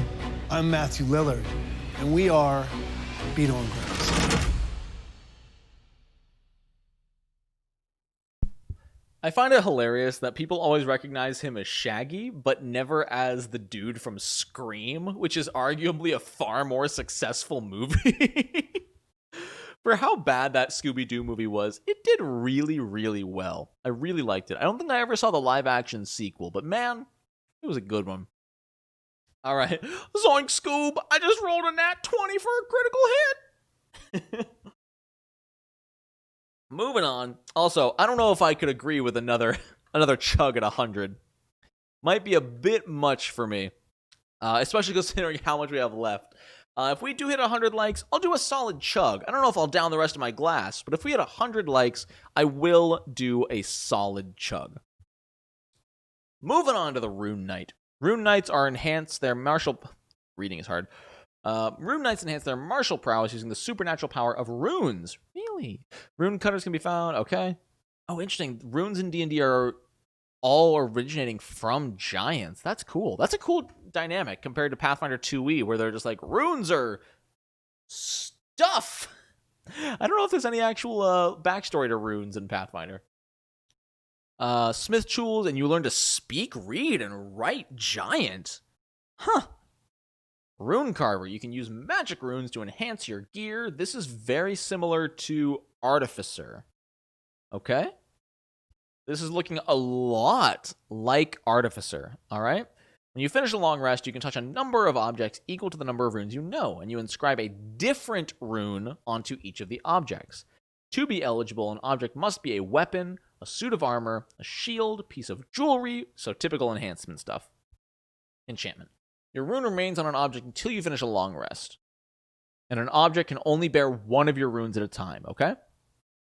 And it says a suit of armor, so you can't do like the gauntlets, the boots, the chest piece, the helmet. Can't do that. Okay. So you can do Cloud Rune. The rune emulates the deceptive magic used by some cloud giants. You have advantage on dexterity, sleight of hand checks, and deception checks. Okay? D&D. Runes were carved by ancient giants. Pathfinder. Rock. They're not even rocks in Pathfinder. They're just scrolls you carve onto a weapon or armor. You can only put it on yourself? Really? Wait, really? Where does it say that? I don't think that's true. It doesn't say anywhere here that's only for yourself. I don't see that anywhere. It'd just be a weapon, suit of armor, shield, piece of jewelry, or something else you can wear or hold in your hand. Yeah, it doesn't say it has to be on you. Okay, so you just get advantage on sleight of hand and deception checks. When you or a creature you can see within 30 feet is hit by an attack, invoke the rune and choose a different... What? You can just say, no, you. What? It doesn't even say, other than the attacker. But holy cow. You can just choose any other enemy within reach. Wait, within 30 feet? How does that work? The magic transfers the attack's effects regardless of the attack's range? Excuse me? I know, okay, it's only once per short rest, but still, that negates an entire enemy attack and turns it on a different enemy. That's disgusting. Oh my word. The runestone? What about the runestone? There's no save or anything, Floyd. That's disgusting. It's a full-on no you. This rune's magic channels the masterful craftsmanship of great smiths. While wearing or carrying an object inscribed with this rune, your proficiency bonus is doubled with any tools. In addition, when you hit a creature with an attack using a weapon, the weapon doesn't even need to be runed. This can be on a ring. You can invoke the rune to summon fiery shackles. The target takes an extra 2d6 fire damage and succeed a strength saving throw or be restrained for 1 minute. Remind me what restrain does. Speed becomes 0. The attack does it have to hit? When you hit a creature, yes. So it does have to hit, but you don't invoke the rune until after it hits. Attack rolls have advantage. Its attacks have disadvantage. Wow. And there's no escape reaction, is there? Is there an escape action in 5e? While restrained by the shackles, the target takes 2d6 fire damage at the start of each of its turns. Oh, right, you can inscribe runes on stones in Pathfinder. On the last one? On the Cloud Rune. Yeah, again, it does have to hit, but yeah. You just invoke it the second you get hit, and it automatically targets a different creature. It doesn't change the attack roll. That is an interesting point. Yo, see you later, Grim. Have a great rest of your night. There will probably be a part 3 because we've only got another hour or so, and there's no way we're finishing the book in an hour. That's actually an interesting point you bring up, Cormac. A different creature other than the attacker, the chosen creature becomes the target of the attack using the same roll. So if they attack your wizard and hit them with a 19, and you change the target to the opposing enemy fighter, but the attack roll was lower than his AC, the attack does just get lost. That's really complicated, but it makes sense, kind of, but I like it. So it doesn't transfer the damage. It transfers the entire attack. Weird. Okay. Okay, you can make an athletics or acrobatics check to escape. Okay. The target can repeat the saving throw at the end of each of its turns, banishing the shackles on a success. Okay, gotcha. Cool. That's not too bad. That's really good, actually. I like that a lot. This rune's magic evokes the might of those who survive in the wintry wilderness, such as frost giants. While you have advantage on animal handling and intimidation checks. In addition, you can invoke the rune as a bonus action.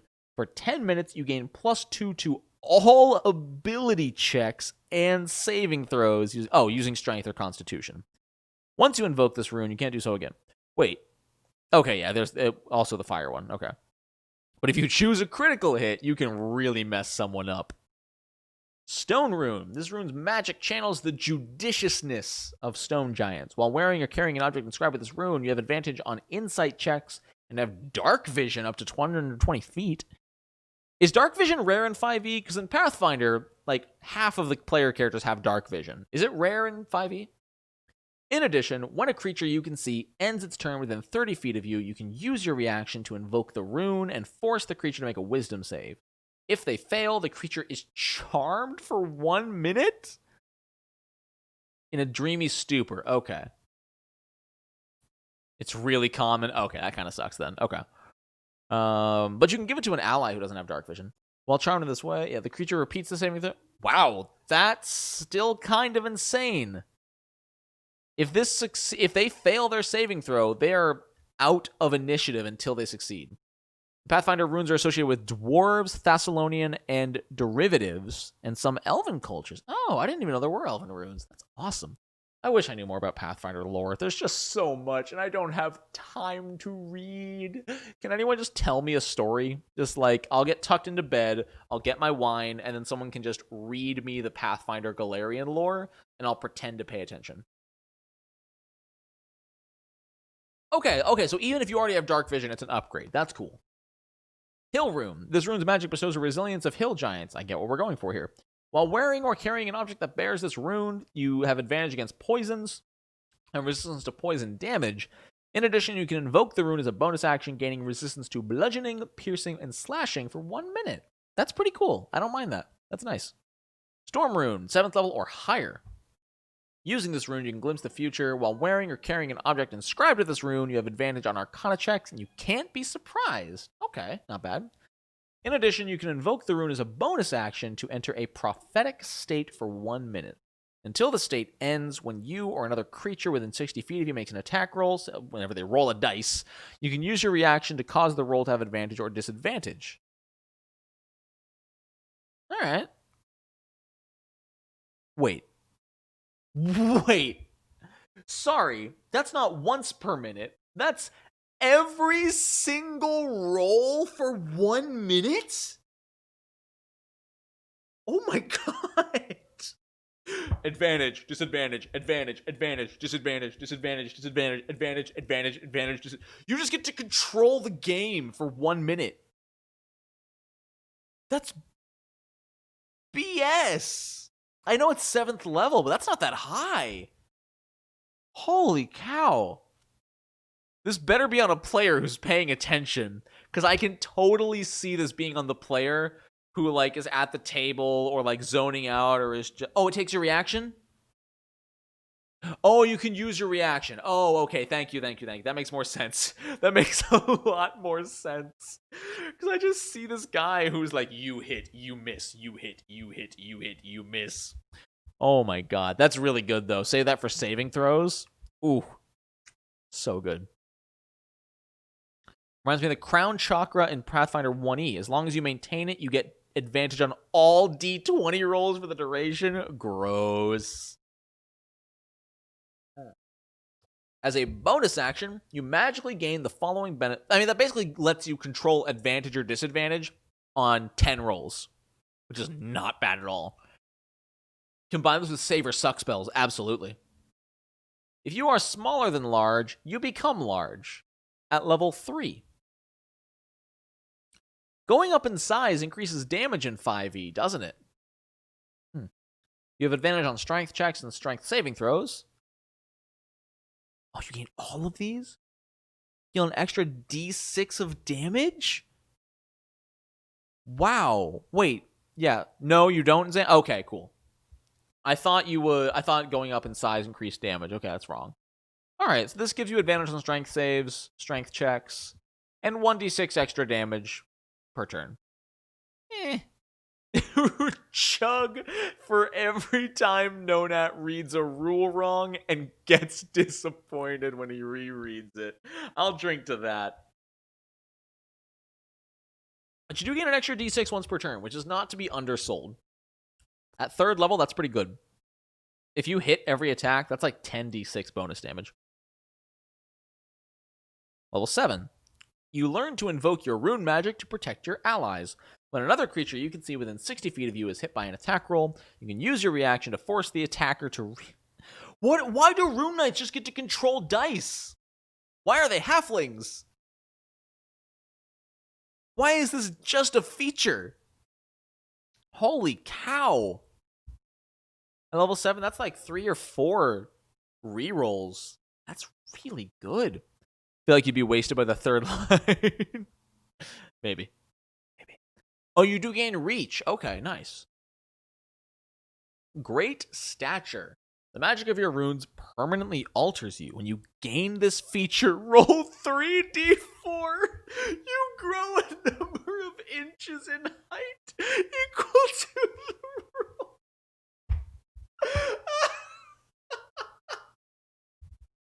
Wizards, do more of this. This is amazing.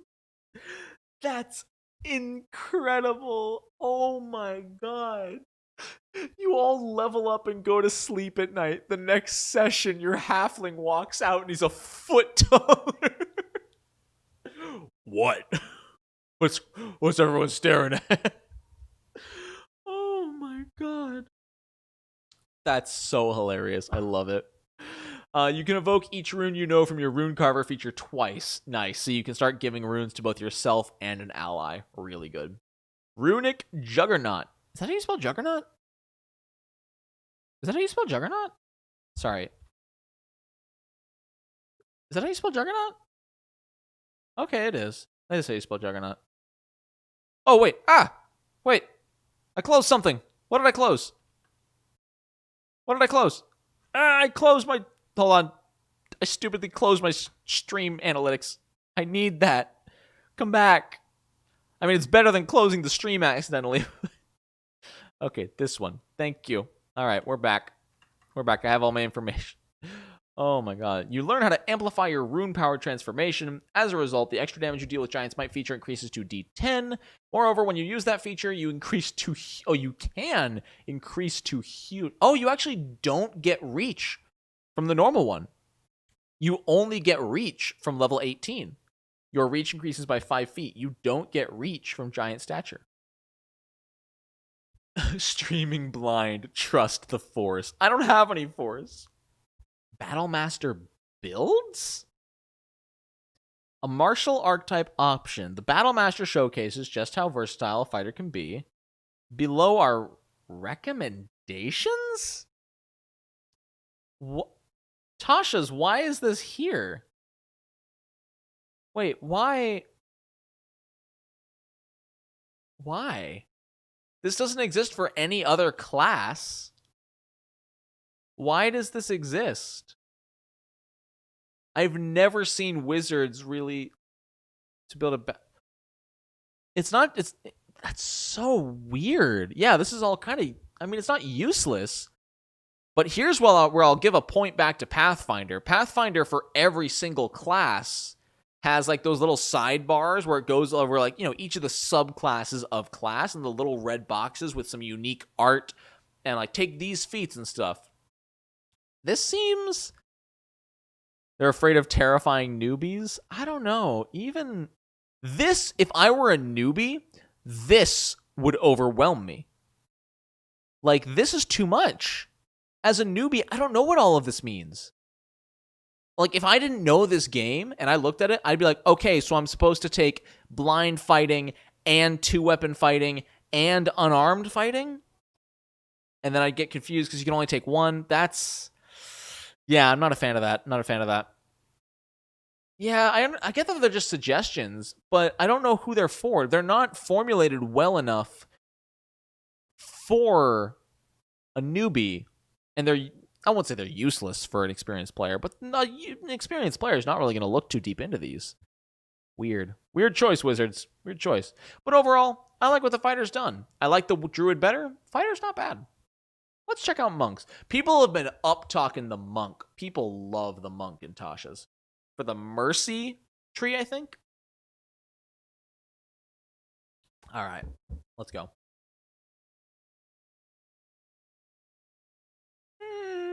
That's okay, art. I'm not blown away. Wait, if he's a monk of the 4 elements... Oh, is that supposed to be ice? That's just what I imagine Key looking like in general. Huh. Feats? Who needs... Yo, they made a monk healer? Yo, alright, hold on, I'm excited now. You train yourself to use a variety of weapons as monk weapons. Wait. Wait. This just lets a monk treat any weapon that's not heavy as a monk weapon? So you can just be a greatsword monk or a great axe monk now? What? Am I overselling this? Is this more OP than it sounds? Because doesn't this mean if you pick, like, greatsword, you can attack twice with a greatsword every single round with a bonus action because it counts as a monk weapon?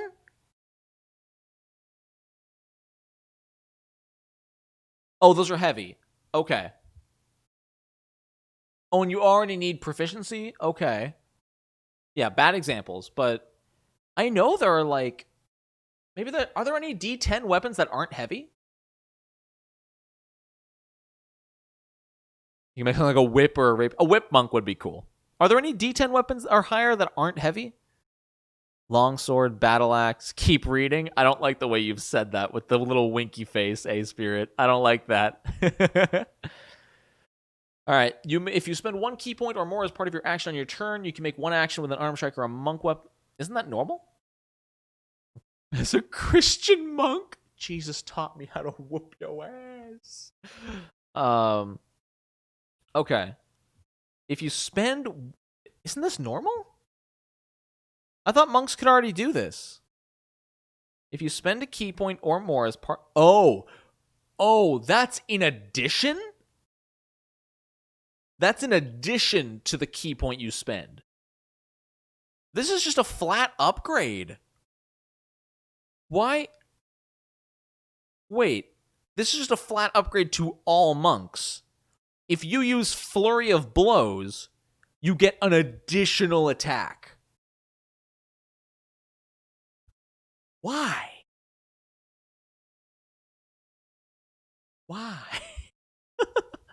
That seems... Weren't monks already really good in 5e? Did they need an extra attack every time they use a key point? Am I getting it wrong?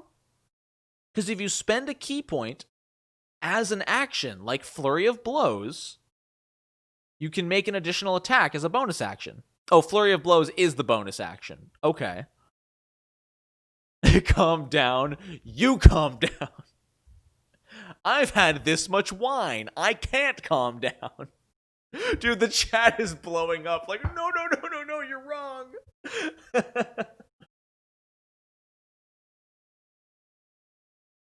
Okay.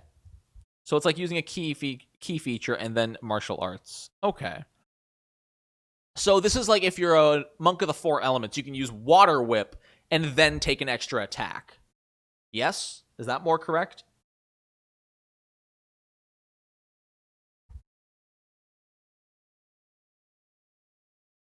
The anticipation hurts because I have to wait like 20, 30 seconds to see if I was right. Use their key spell. Okay, so I was right. Okay, cool. Thank you. Yeah, okay. That's kind of cool. I guess that does make 4 elements a little bit better. Gotcha. All right. Thank you. Quickened healing. You can spend 2 key points and roll a... What is a martial arts die? I don't remember that being a... What is it? What's a martial arts die? I am a noob to 5e, apparently. I built a monk like 4 months ago. Is that just your attack die? Like, that just scales with level like a monk, like 1d4 to d6 to d8? Von13, welcome! We are talking about Tasha's for 5th edition D&D, which just came out. I'm primarily a Pathfinder YouTuber, but we're looking at this from a perspective of someone who doesn't play a whole lot of 5e. Okay, it's the same as your unarmed strike die. Thank you. Y'all are amazing. That's not that great. I mean, at 4th level, I think that heals you for 1d6 plus 3 for 2 key points. That's not great. Even at like level 20, that heals what? D10 plus like 7 or 8? That seems really weak, y'all. Maybe it gets better. At 5th level, when you miss with an attack roll, you can spend 1 to 3... I love features like this. Sorry, I love stuff like this.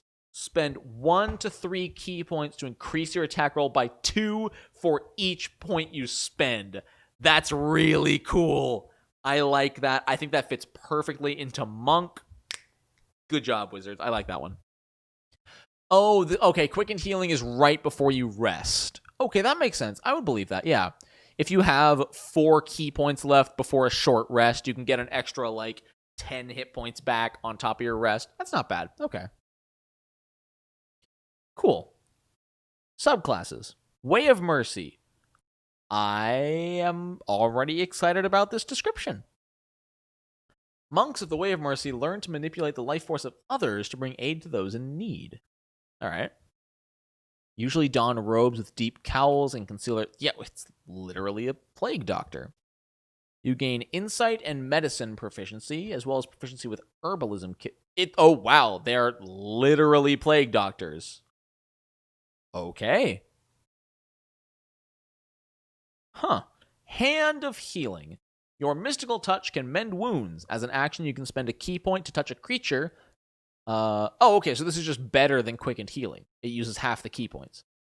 When you use your Flurry of Blows, you can replace one of the unarmed strikes with this feature? Yo! So they have to be within reach, but this means, like, on your turn, if your fighter's next to you and bleeding out, you can go, whoop-bam!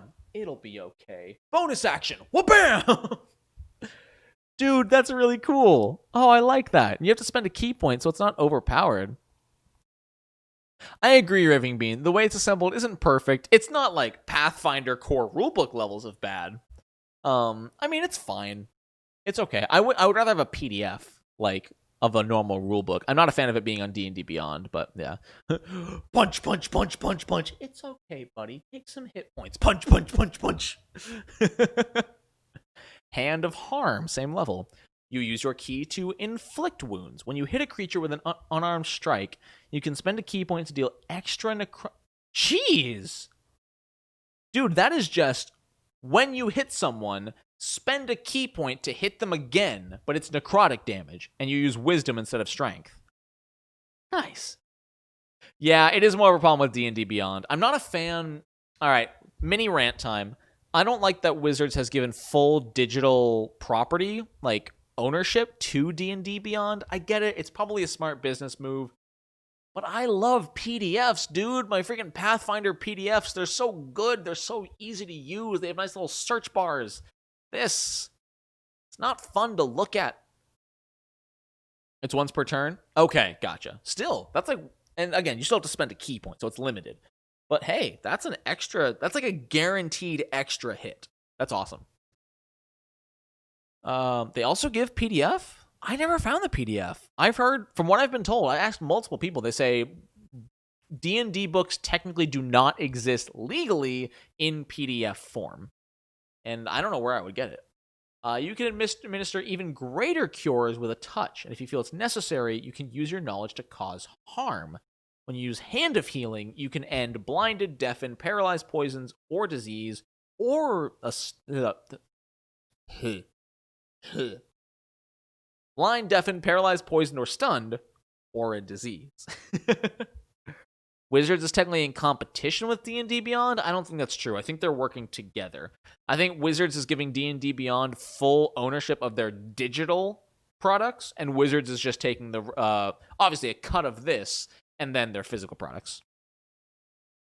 When you use Hand of Harm, wait, poison is just a condition in 5e? Wait, that's all poison does? Hold up. You telling me that poison just gives disadvantage? That's all it does?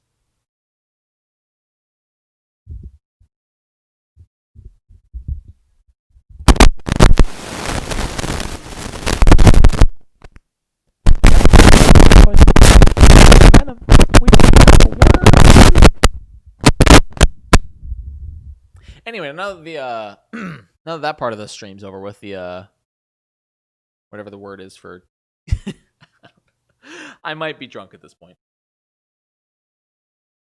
Yeah, Orleans Warrior. There's no way to get a legal PDF of a D&D 5e product.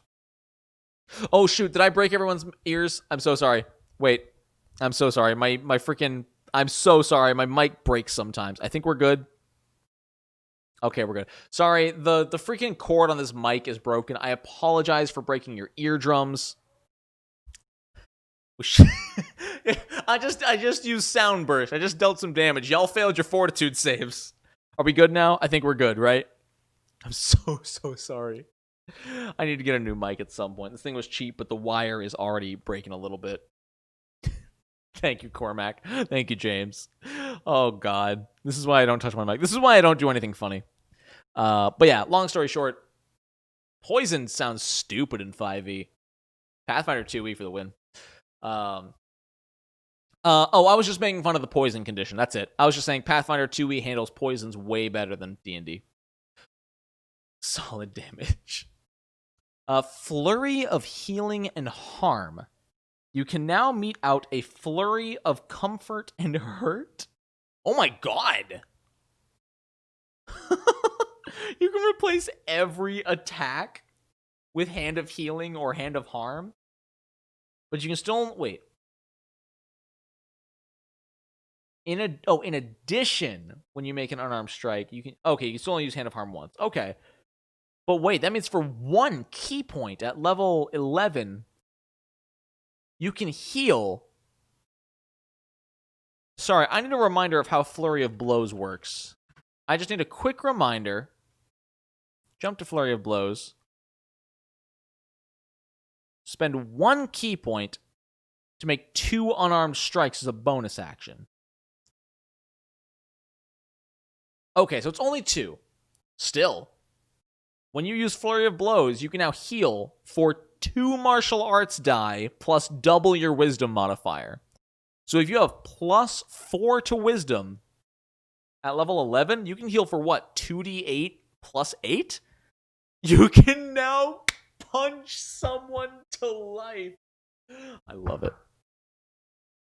Oh, that's really cool. That's really cool. And Hand of Ultimate Mercy. Your mastery of life energy... for 1 key point, you can Flurry and Hand of Harm. Gotcha. Both. Nice. Your Mastery of Life Energy opens the door to the Ultimate Mercy. As an action, you can touch the corpse of a creature that died within the past 24 hours and expend 5 key points. 5 key points? No, you can Flurry of Healing Blows each attack for free and spend a key point to boost 1 attack? I'm losing... my understanding of this feat. we're gonna move on because my tiny Pathfinder brain can't comprehend it. The creature returns to life, regaining a number of hit points equal to 40, 10 plus wisdom. The creature died while subject to blinded, deafened, paralyzed, poisoned, or stunned. It removes them. You can use this once per day. So once per day, you can resurrect a person for 5 key points, which I'm guessing is almost all of them. Not bad. That's pretty cool. I like Mercy. Mercy's neat. It's a fun way of healing. It's not super Plague Doctor-y. Like, I feel like they went with the Plague Doctor aesthetic just for cool points, which is respectable. But the way they healed isn't super Plague Doctor-y.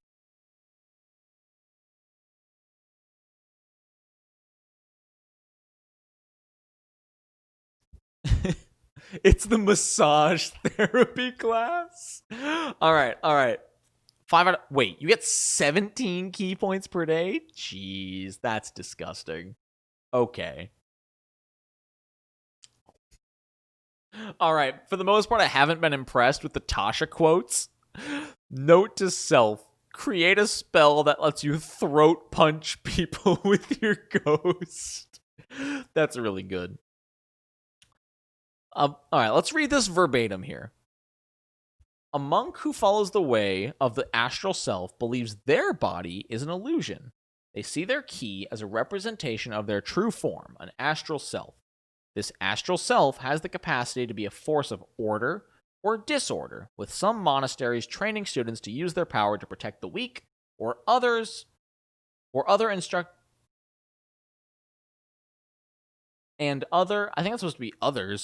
instructing aspirants in how to manifest their true selves in service to the mighty. We are all here. All right, let's talk about this ora. And I, hamsters and rangers everywhere. I don't know why I find that artwork so funny. That's a really, really funny piece of artwork, and I don't know why. It's not bad artwork. It just looks, I think it's just some drunk. Your mastery of your key allows you to summon a portion of your astral self. As a bonus action, you can spend a key point to summon you just summon arms. Succeed a dexterity saving throw or take force damage equal to 2 rolls of your martial arts die. Interesting. That does not add your damage mod, whether it be strength or dex. It's just 2 flat die rolls. For 10 minutes, these spectral arms hover near your shoulders or surround your arms. You determine the arm's appearance, and they vanish early if you die. While the spectral arms are present, you gain the following benefits. You can use your wisdom mod in place of strength mod. Oh, for strength checks and strength saves. Okay. You can use the spectral arms to make unarmed strikes. When you make the unarmed strike, its reach is 5 feet greater. Wow. The unarmed strikes you make, oh, there it is, can use wisdom mod for damage and attack. Wow. So I like this already because this allows for a melee-based wisdom monk. It's always been an interesting choice on whether, do I prioritize wisdom or strength for my monk? I want to deal damage, but I want to use ki. This is really cool. This allows you to really go ham on the wisdom and not get super penalized for it. You still need to spend a key point to access it. Sorry, words are hard when your inhibitions are lowered. But no, this is really cool so far. I like this so far. Me and the boys with T-Rex. That should not be funny. Good lord. Hey, I like 4 elements. It may be weaker than the other ones, but I think like water whip and stuff is really, really cool. All right, level 6. You can summon the visage of your astral self. As a bonus action, or as part of the bonus action you take to activate arms of the astral self, you can spend 1 key point to summon this visage for 10 minutes. It covers your face like a helmet or mask, and you determine its appearance. You gain the... 1 key point for 10 minutes is crazy.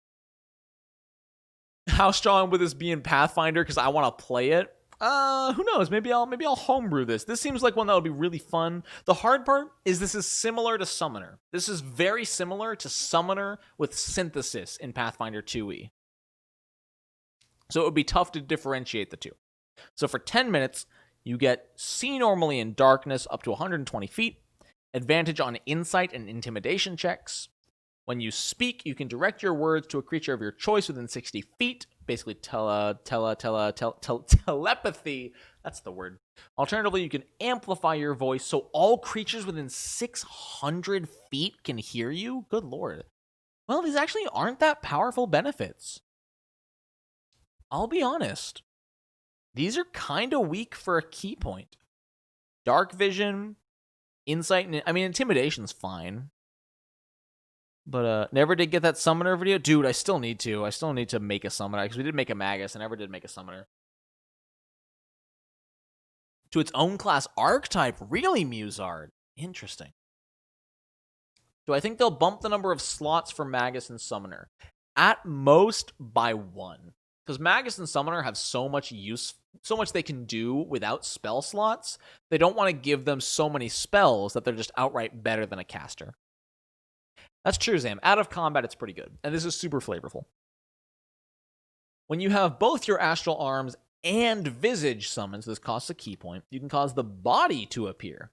This spectral body covers your physical form like a suit of armor. You determine its appearance, so you can just look like anything you want, dude. When you take acid, cold, fire, force, lightning, or thunder damage, you can use your reaction to deflect it, Okay. That has no limit on uses. That's just for 10 minutes, you can do this with your reaction, reducing the damage by 1d10 plus wisdom. That's awesome. I think some Magus unique offensive cantrips would be cool. Pardon. Sorcerers should use Constitution, not Charisma. That's an interesting point, Sludgy. I've never thought about it. I've always kind of rolled with sorcerers using Charisma. And I'll be honest, I've never fully understood it. I get that there wasn't a better option and that, strength, dex, con are physical stats.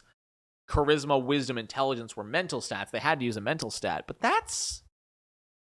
it's interesting. I don't know if it's right, but it's interesting. Constitution being your body's resilience, using that to cast your magic would be kind of cool.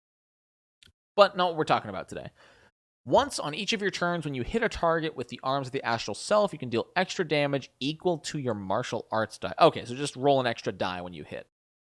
What level do you get that? Level 11? You get to deal an extra martial arts die? That's a little weak. But the damage resistance in the right situation is huge. And awakened astral self. Your connection to your astral self is complete, allowing you to unleash its full potential. As a bonus action, you can spend 5 key points to summon the arms, visage, and... 5 key points, good lord. While your astral self is awakened, you get +2 to AC. Whenever you use the extra attack feature to attack twice, you can instead attack 3 times. Okay, that's not bad. For level 17, I'll be honest, it's a little boring, if that makes sense. It's good. It's just kind of boring. You're harder to hit and you hit faster. You just become ora. Yeah. Don't worry, Arslick, because this will be uploaded as a VOD right after it ends. It'll be available for rewatching, so you can rewatch everything you missed. Charisma is a force of will. I disagree, because wisdom is a force of will. By that logic, Zam, sorcerers should use will, which also wouldn't be wrong. Willpower is wisdom. That's been pretty much set in stone. But sorcerers have always been confusing. That's not including Flurry of Blows. That's true. So you can attack 5 times with this plus Flurry of Blows, which isn't bad. But I guess if you have that many key points, 5 key points with a bunch left over, it's not bad. A little boring, but not bad. All right. Monks were okay. I think the healing monk was a cool idea. Overall, I was a little bored. Force of presence. True, yeah. No, charisma is absolutely power of personality. I've just never understood how that interacts with your bloodline. Yeah, Trans Gamer Girl, we are right on the same page. But yeah, Monk's okay, kind of boring. What time is it? 6:51? We are going to go ahead and end it with Paladin, which means there is going to be a part 3. Good lord, maybe a part 4. Who knows? But Paladin. Optional class features starting with additional spells, which I don't care. Oh, there's not that many. Prayer of Healing, Warding Bond. All right. Yeah, coming off Druid and Fighter really got a lot of love. Mercy Monks, again, really, really cool. Other than that, the rest of them were okay. I was not super impressed with Astral Self. My personality is being an asshole. Wisdom is force of will. Charisma is the spirit's life pool. I don't know. I think the problem is role-playing games as a whole have made charisma such an ambiguous stat. Aside from personality, whenever people don't know what to do with something, they give it to charisma. This is even true in Pathfinder 2e. Whenever you get an innate spell from your ancestry, it casts using charisma. Like if you're a halfling who can cast invisibility, your spell DC is based off your charisma. It doesn't really make a lot of sense. To me, it feels like there should be some 7th stat that's not there, honestly. Or, honestly, Constitution's not bad. I think Constitution is an interesting idea as a spell casting base stat. I don't hate it, but exactly, Charisma's the X factor. It's really strange. Ooh, a Blood Mage using Constitution. I think there should be a Constitution-based caster. Because look at so many different fantasy systems. Nothing uses Constitution as its main stat. You can say Barbarian does, technically, but it still attacks using Strength. Its damage is through Strength. Thieves use Dexterity. Clerics use Wisdom. Bards and Sorcerers use Charisma. Wizards use Intelligence. Nothing uses Constitution for damage, which could be really, really cool. But I'm rambling because I'm tipsy. It's your responsibility to make sure I don't ramble. Also, we're at 92 likes. Could you imagine hitting 100 likes in this stream? That would be crazy. If you haven't liked the video, like the video. Because I don't have a good reason. Just do it.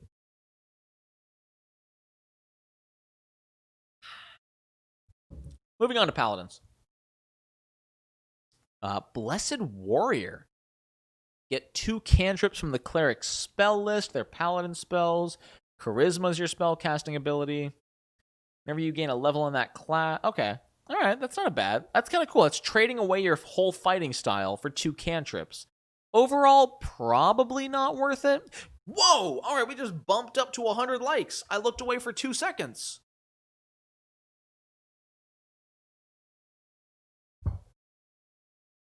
Cheers, y'all.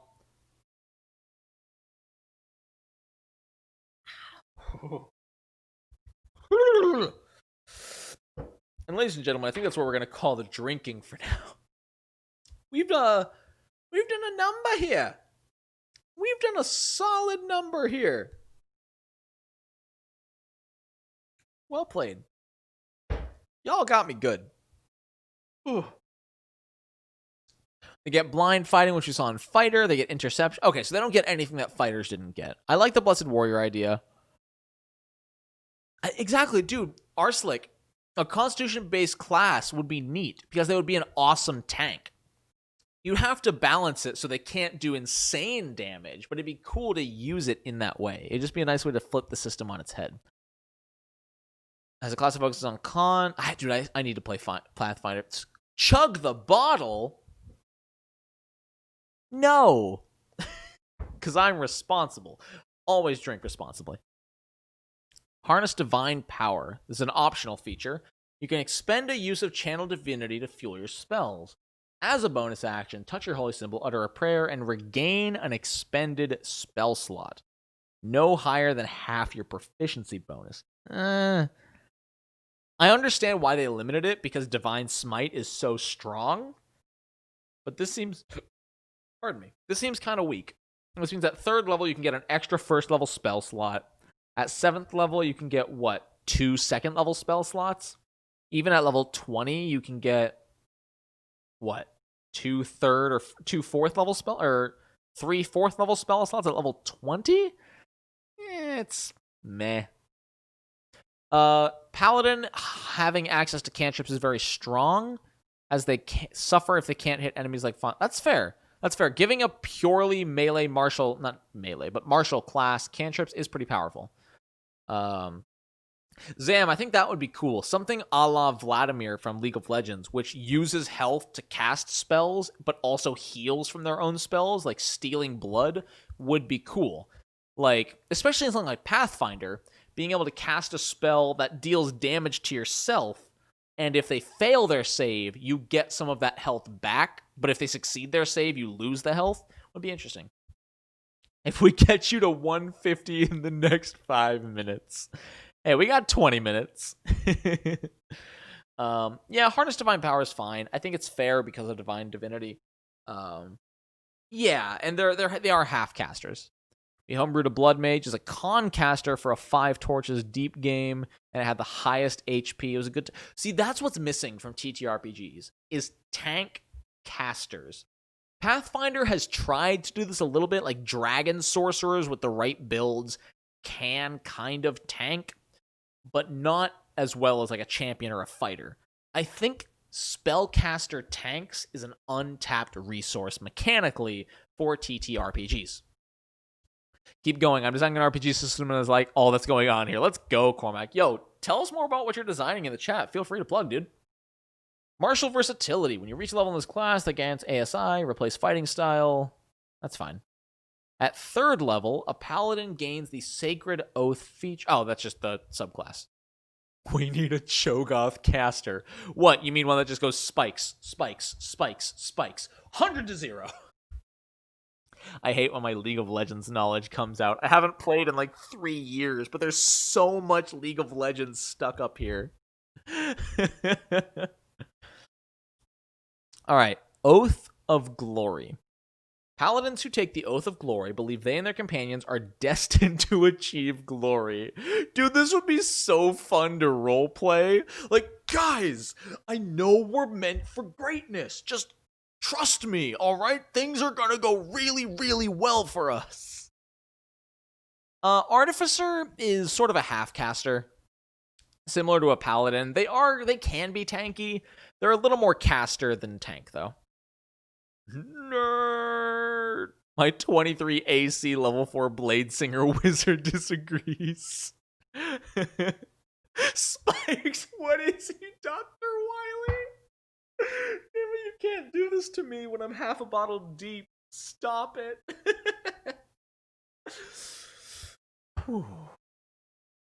Break away from some of the tropes that are kind of unrealistic. That's fair. Okay, so you're trying to make a more open-ended one, similar to like Fate Core. I got you. All right, Oath spells, Guiding Bolt, Magic Weapon, Haste. They don't get Magic Weapon until 5th level? Ugh. Channel Divinity. Peerless Athlete. As a bonus action, you can use your Channel Divinity to augment your athleticism. For the next 10 minutes, you have advantage on athletics and dexterity Dude, screw the actual skill being in parentheses. It's not fair for drunk people like me. You can carry, push, drag, and lift twice as much as normal, and the distance of your long and high jumps increases by 10 feet. That's fine. That's not bad. It's kind of cool. Inspiring Smite. Immediately after you deal damage to a creature with your Divine Smite, you can channel Divinity as a bonus action and distribute temporary hit points to creatures of your choice. The total equals 2d8 plus your level. That's not a lot. The art's okay. I'm not blown away, but it's not bad. I like the polar tiger carcass. Inspiring Smite's okay. Compared to Divine Smite... Oh, that's right. Divine Smite uses your spell slots, not your Channel Divinity. That's not terrible. But it's also not amazing. This one, unless it gets an upgrade later on, definitely falls off. 2d8 plus level at level 1 is great. 2d8 plus level at level 20 is not. Pay the man if you're going to throw him off this bad. Aura of Alacrity. Your walking speed increases by 10 feet. The walking speed of any ally who starts their turn within 5 feet of you increases by 10 feet. That's pretty good. I'm guessing that's 10 feet bonus to your combat speed, right? Because I think combat uses walking speed. That's pretty good. That's pretty good. That's not bad. That's all they get between level 1 and level 15. Good lord. You can turn defense into a sudden strike. When you or another creature you can see within 10 feet is hit by an attack roll, you can use your reaction to grant a bonus to the target's AC against that attack, potentially causing it to miss. The bonus equals your charisma mod. If the attack misses, you can make it... Okay, yeah, this is another just straight up champion's reaction. But see, this is better. This is Wizards going, Pathfinder, I see your champion reaction. We're going to steal that, but it's not going to reduce damage anymore. It's going to increase armor class, so it's different. We didn't steal from you. This was our idea. And then if it misses, you can make an attack. That's cool. And you can use that up to your charisma mod. That's awesome. I do not think that should be level 15, but I do think that is cool. I think this should be lower level. I think this should be what it starts with, honestly, because I think that defines an entire gameplay style, and not being able to use it until level 15 kind of sucks. Living Legend. You can empower yourself with the legends, whether true or exaggerated, of your great deeds. As a bonus action, you gain advantage on all charisma checks. Oh, that's level 20.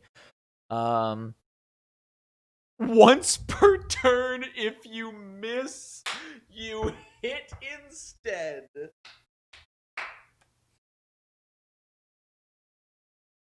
I like it. And if you fail, you can reroll a saving throw. That's... I'm going to make you a feature you can't refuse. That's hilarious. Once per turn, if you miss, you hit. That's hilarious. Well, you say that, Christoph. You say that Glorious Defense is too over... I mean, the AC bonus is absolutely too powerful for level 1. But being able to attack as an attack of opportunity if they miss... Paladins, Paladin champions, and Pathfinder 2e, they get that at level 1. If an enemy attacks your ally within 15 feet of you, you can attack them. That's a level 1 feature in Pathfinder. I think they should have given them the ability to make the attack of opportunity at level 1, and then given them the AC bonus, and just made that scale with level. Give your ally a +1 to AC at level 1, maybe +2 at level 5, +3 at 9, +4, you know? Especially because champion reactions are infinite. This is, even at level 20, maybe 5 or 6 times per day. Yeah. This is cool. I just don't think it's worth level 15. This is cool. I like it. I like the ability to just say, no, I hit, and reroll all your saving throws and be the ultimate face man. This seems like the end-all, be-all Paladin build, honestly. Everything about this build screams Paladin to me, except for the Aura of Alacrity. This seems out of nowhere. But it's not bad. Not bad at all. What time is it? 7:04. We got 10 minutes and 1 subclass left. I'm going to run to the bathroom. I'm going to play you one more repeat ad. I know it's going to be a 3-peat for some of you guys, but I know we got some new people in here. I'm going to run the ad one more time. We're going to finish off this last subclass. We're going to end off the stream. So bear with me. I have to pee. I will be right back.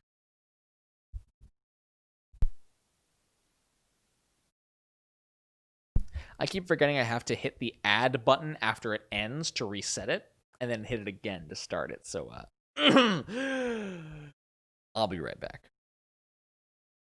Is it working? There we go. Hi, my name is Matthew Lillard. You've probably seen me in many a horrible movie back in the 90s. Can we start again? It's me, Matt! Hi, I'm major motion picture star Matthew Lillard. Hi. All right, Sam. I'm Matthew Lillard. What's the line? You just do whatever the fuck. I almost had it. I got booger on my shirt. What's the first line? I was in terrible movies during the 90s. You grew up on them and you watched them, sucker.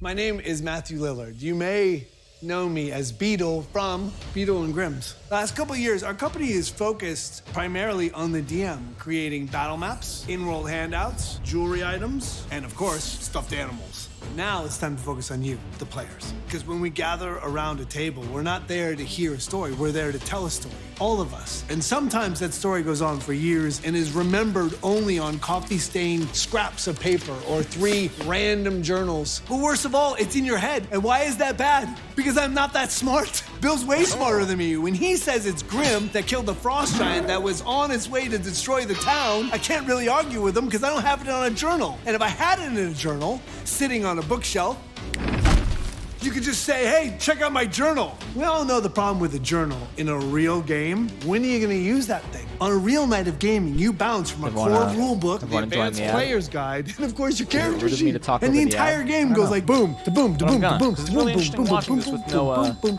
boom, no audio. You never I just see Matthew go back to Lillard this pointing at thing. things. And again, the story is only in your brain. And Now he's Bill's pointing at telling his you face. that he is the real Beautiful, champion. handsome face. But Can what we just if? talk about how handsome this man is?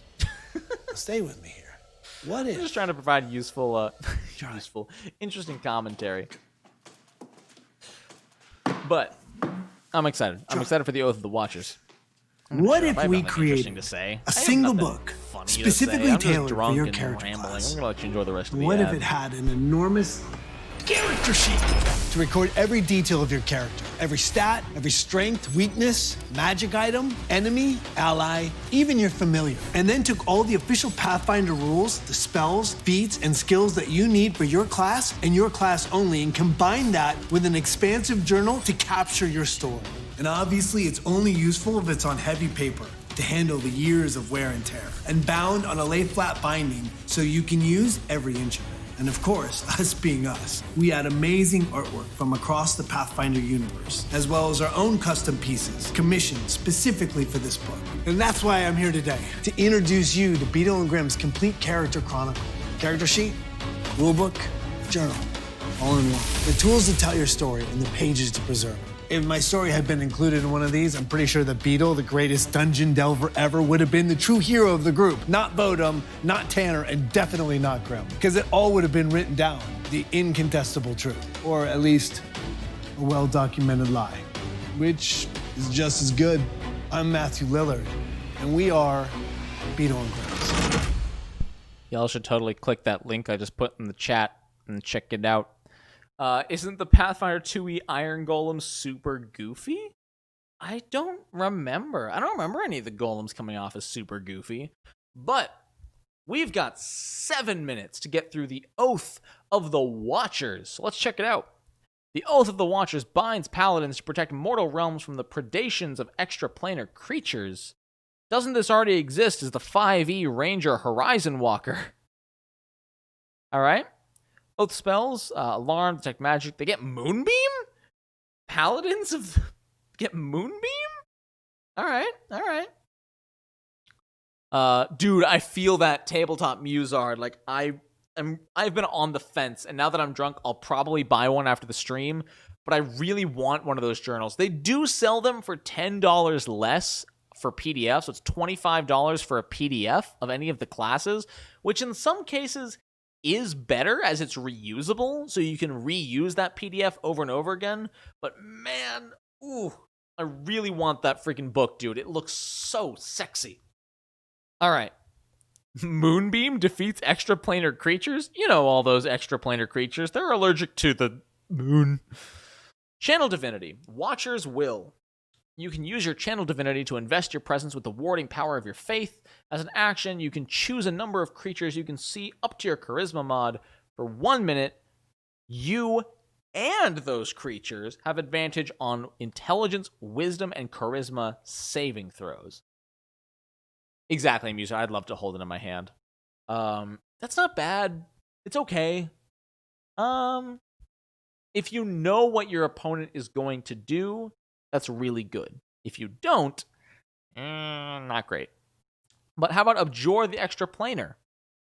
You can use Channel Divinity to castigate unworldly beings. As an action, you present your holy symbol. I love how I can say castigate, but not symbol.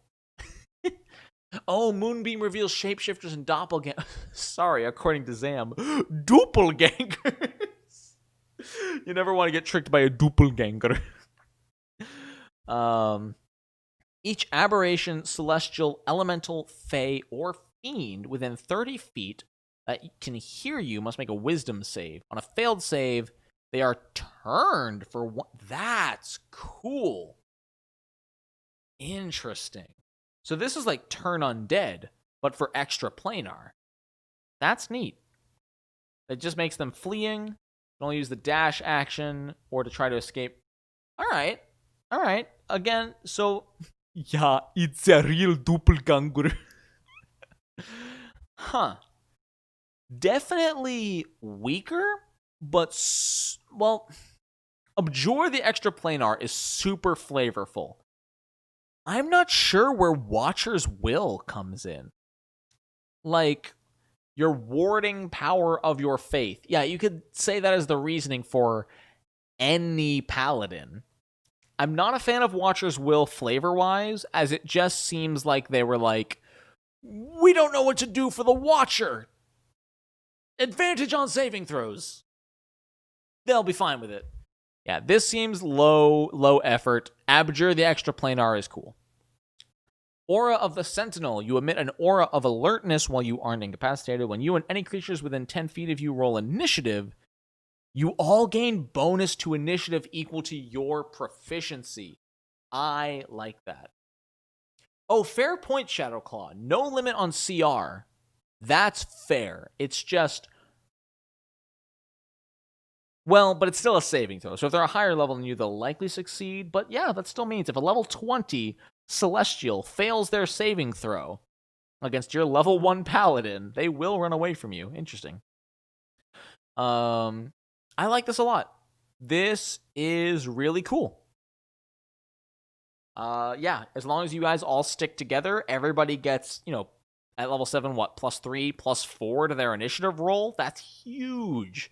If you can get your entire party to go first in battle, provided your positioning is okay, that's amazing. That's fantastic. At level 18, that's pretty much a guaranteed, +6 to initiative. There's a 1 on that die. Fair. Vigilant Rebuke. You've learned how to chastise anyone who dares wield beguilements against you and your wards.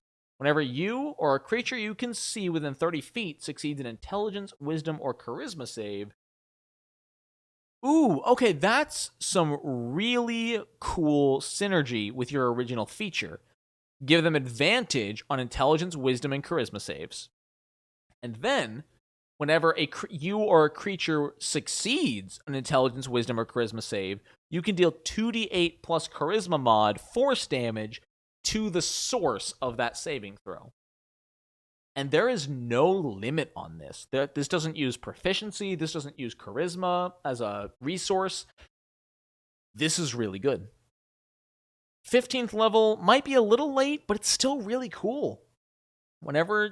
If your ally succeeds a saving throw, this is a 30-foot range, 2d8 plus charisma attack of opportunity with a really interesting trigger. I love this. I'm very cool with that. I like it. And the last thing we're talking about today, I don't know if you guys can hear it. My voice is starting to go. We definitely got to call this up here. Mortal Bulwark. You manifest a spark of divine power in defense of the mortal realms. As a bonus action, you gain the following benefits for 1 minute. True Sight, which is see in normal and magical darkness, see invisible creatures, invisible objects, detect visual illusions, succeed against saving throws against illusions, perceive the original form of shape changers or any creature transformed by magic, and can see into the ethereal plane up to 120 feet. Advantage on attack rolls against everything extraplanar. When you hit a creature with an attack roll and deal damage, you can force it to make a charisma save. If they fail, they are banished to their native plane of existence. That's so cool. Dude, if you just hit an extraplanar creature, you banish it.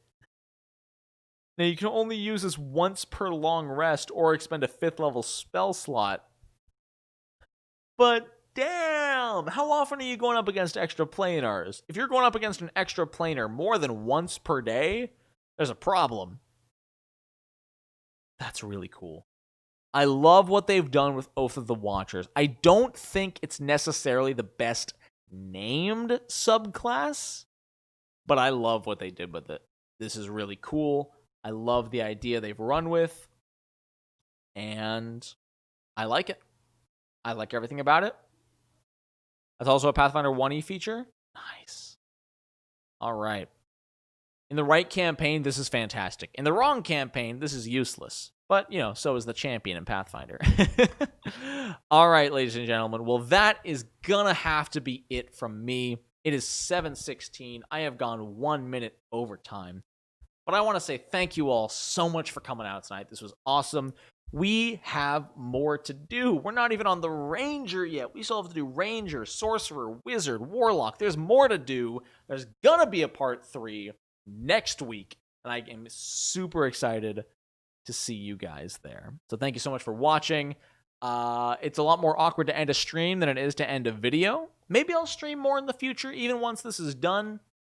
But this has been a ton of fun. So thank you all so much for watching. I hope you have a wonderful rest of your day. And until next time, Nonat ones.